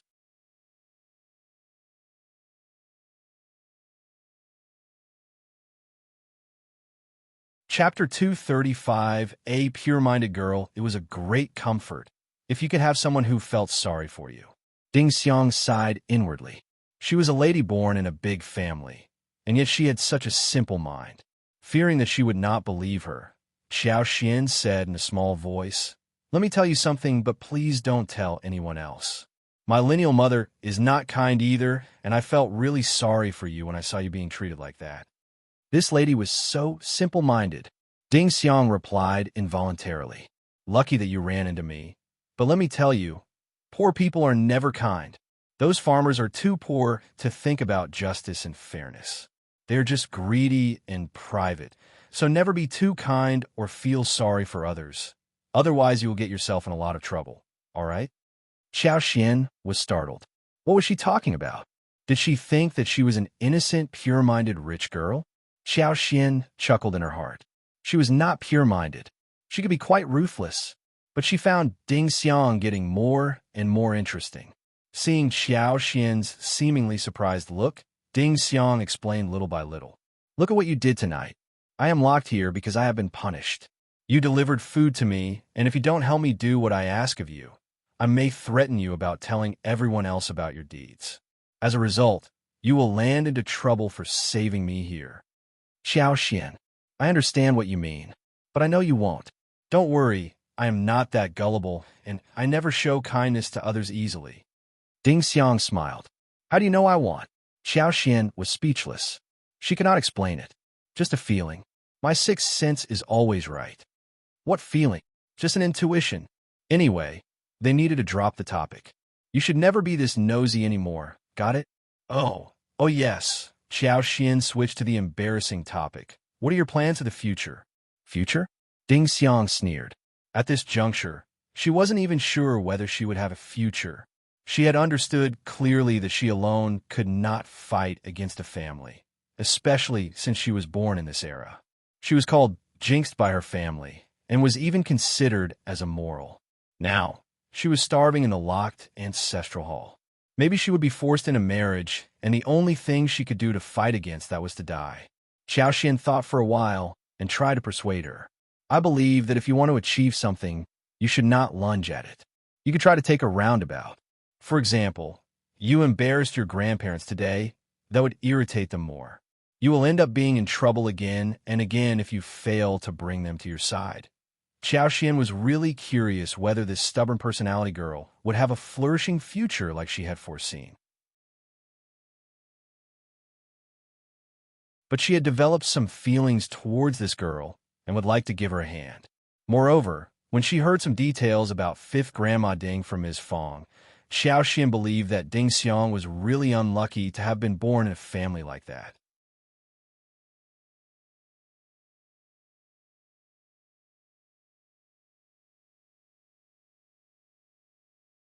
Chapter 236, where Ding Xiang smiled and nodded. You are right. But what she was thinking inwardly was that this noble lady simply knew nothing. Retreating and playing along? She would very much like to do so, but the problem was that it would not work out for her. Her parents had already been under the charge of her grandma, and neither of them would take her side. She was alone, and there was nothing she could do. She had softened her stance before, but that did not work. Her parents had been frightened, and they could not change themselves. They were used to being like that, and she could not change them at all. Also, her grandma was a very tricky person, and when she sensed that she had instigated her parents to rebel, she would be doomed. There was nothing she could do except to throw herself out to get them all condemned. But the result was that she lost the game completely. Honestly, the reason why her grandma treated her father like that was because her father was down to earth and the second son, who could accept his mother's bad temper. He was never treated well, but he never complained. That was why he ended up being like this. Obedient people always get bullied. Just go home. Don't come back tomorrow, Ding Xiang said to Qiao Xian. Qiao Xian nodded and gave 4 eggs wrapped in yellow paper, as well as a small water bottle, as well as a tiny porcelain bottle with honey to Ding Xiang. You can eat them tomorrow. She could not come to this place during the daytime. If she was spotted, she would be in trouble, just as Ding Xiang said. Ding Xiang got startled all of a sudden. She looked deep into Qiao Xian's eyes and said lightly as she took over the things, "Thanks." Qiao Xian waved her hands, smiling. "I am leaving now." "Okay." The moment Qiao Xian walked out of the door, Ding Xiang called out and stopped her. She raised her hands to sort out the hair on her head, saying to Qiao Xian seriously, "If there is any chance in the future, I will repay you, definitely." "Thanks." This was the only kindness she had received after she came to this world. She would always bear this gesture in her heart. After all, her parents were kneeling down to her grandparents and had decided to leave her alone. How ridiculous! If they really loved her as their daughter, they would have done whatever they could to fight against her grandparents. At that time, her grandparents would not be able to do anything. They could not possibly kill them, right? The fundamental point was that she was not that important in their hearts. Qiao Xian nodded with a smile, after she was taken aback for a moment. "Okay, I will bear this in mind." "Huh." Qiao Xian was very happy. This was exactly what she had come for. It was great that Ding Xiang had the same idea. Ding Xiang smiled and could not help but get emotional. The second miss of the Qiao family was indeed so pure in mind. Qiao Xian answered too straightforwardly to let Ding Xiang feel that she was just teasing her, rather than take her words seriously. But Ding Xiang was not joking. Qiao Xian left the ancestral hall in the same way as she came in. She needed to head home fast. She felt glad inside her heart and felt that she had fulfilled her mission. But the moment she walked into the room, she ran into Xiao Yunduan, who asked her, "Where have you been?" "Oh well." Qiao Xian normally returned to the room with Xiao Yunduan, but it was very late for her to show up. So, Xiao Yunduan asked her curiously. She thought for a while. I just suddenly thought of the medical herbs in the yard. I just want to check them. After all, I hadn't seen them in a while.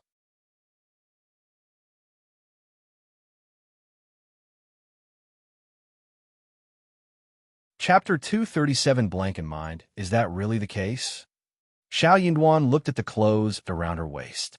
Xiao Xian looked down subconsciously and saw that her clothes had some string stuck on them.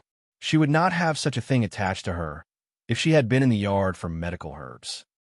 Xiao Xian snapped at herself inwardly. Her husband must have become suspicious. She should have found a better excuse.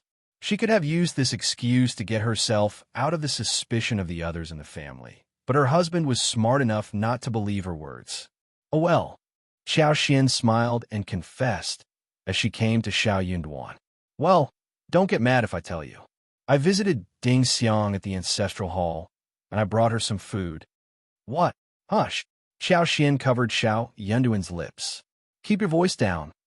As the gentle and soft hand covered his mouth, he could feel softness spreading across his body, so he was dumbfounded, not daring to move. He was about to talk when he realized that his lips would rub across her hand. He stiffened even more and did not dare to move at all.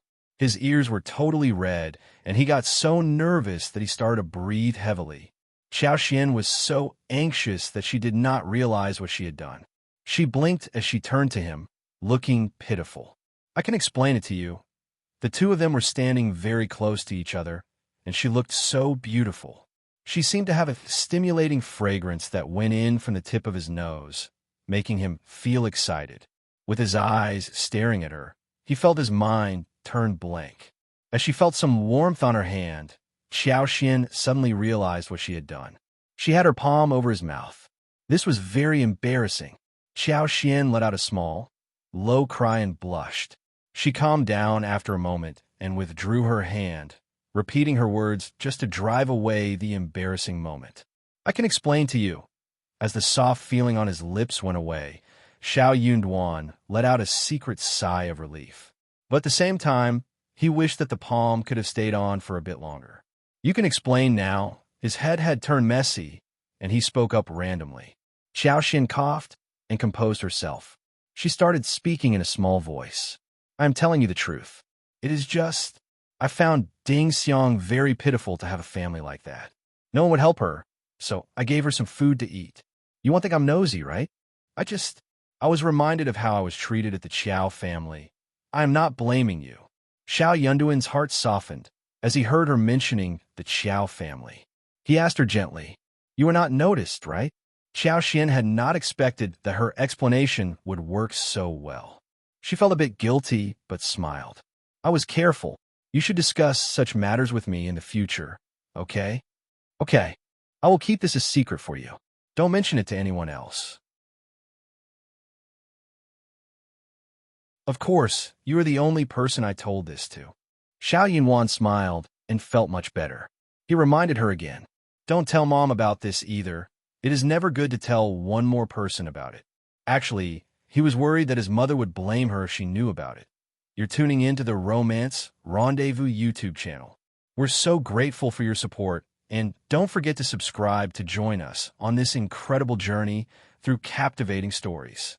Your generosity through donations truly makes a world of difference, as it's the primary source of revenue that allows me to expand and enhance this channel for you. Thank you from the bottom of my heart for being a part of this adventure.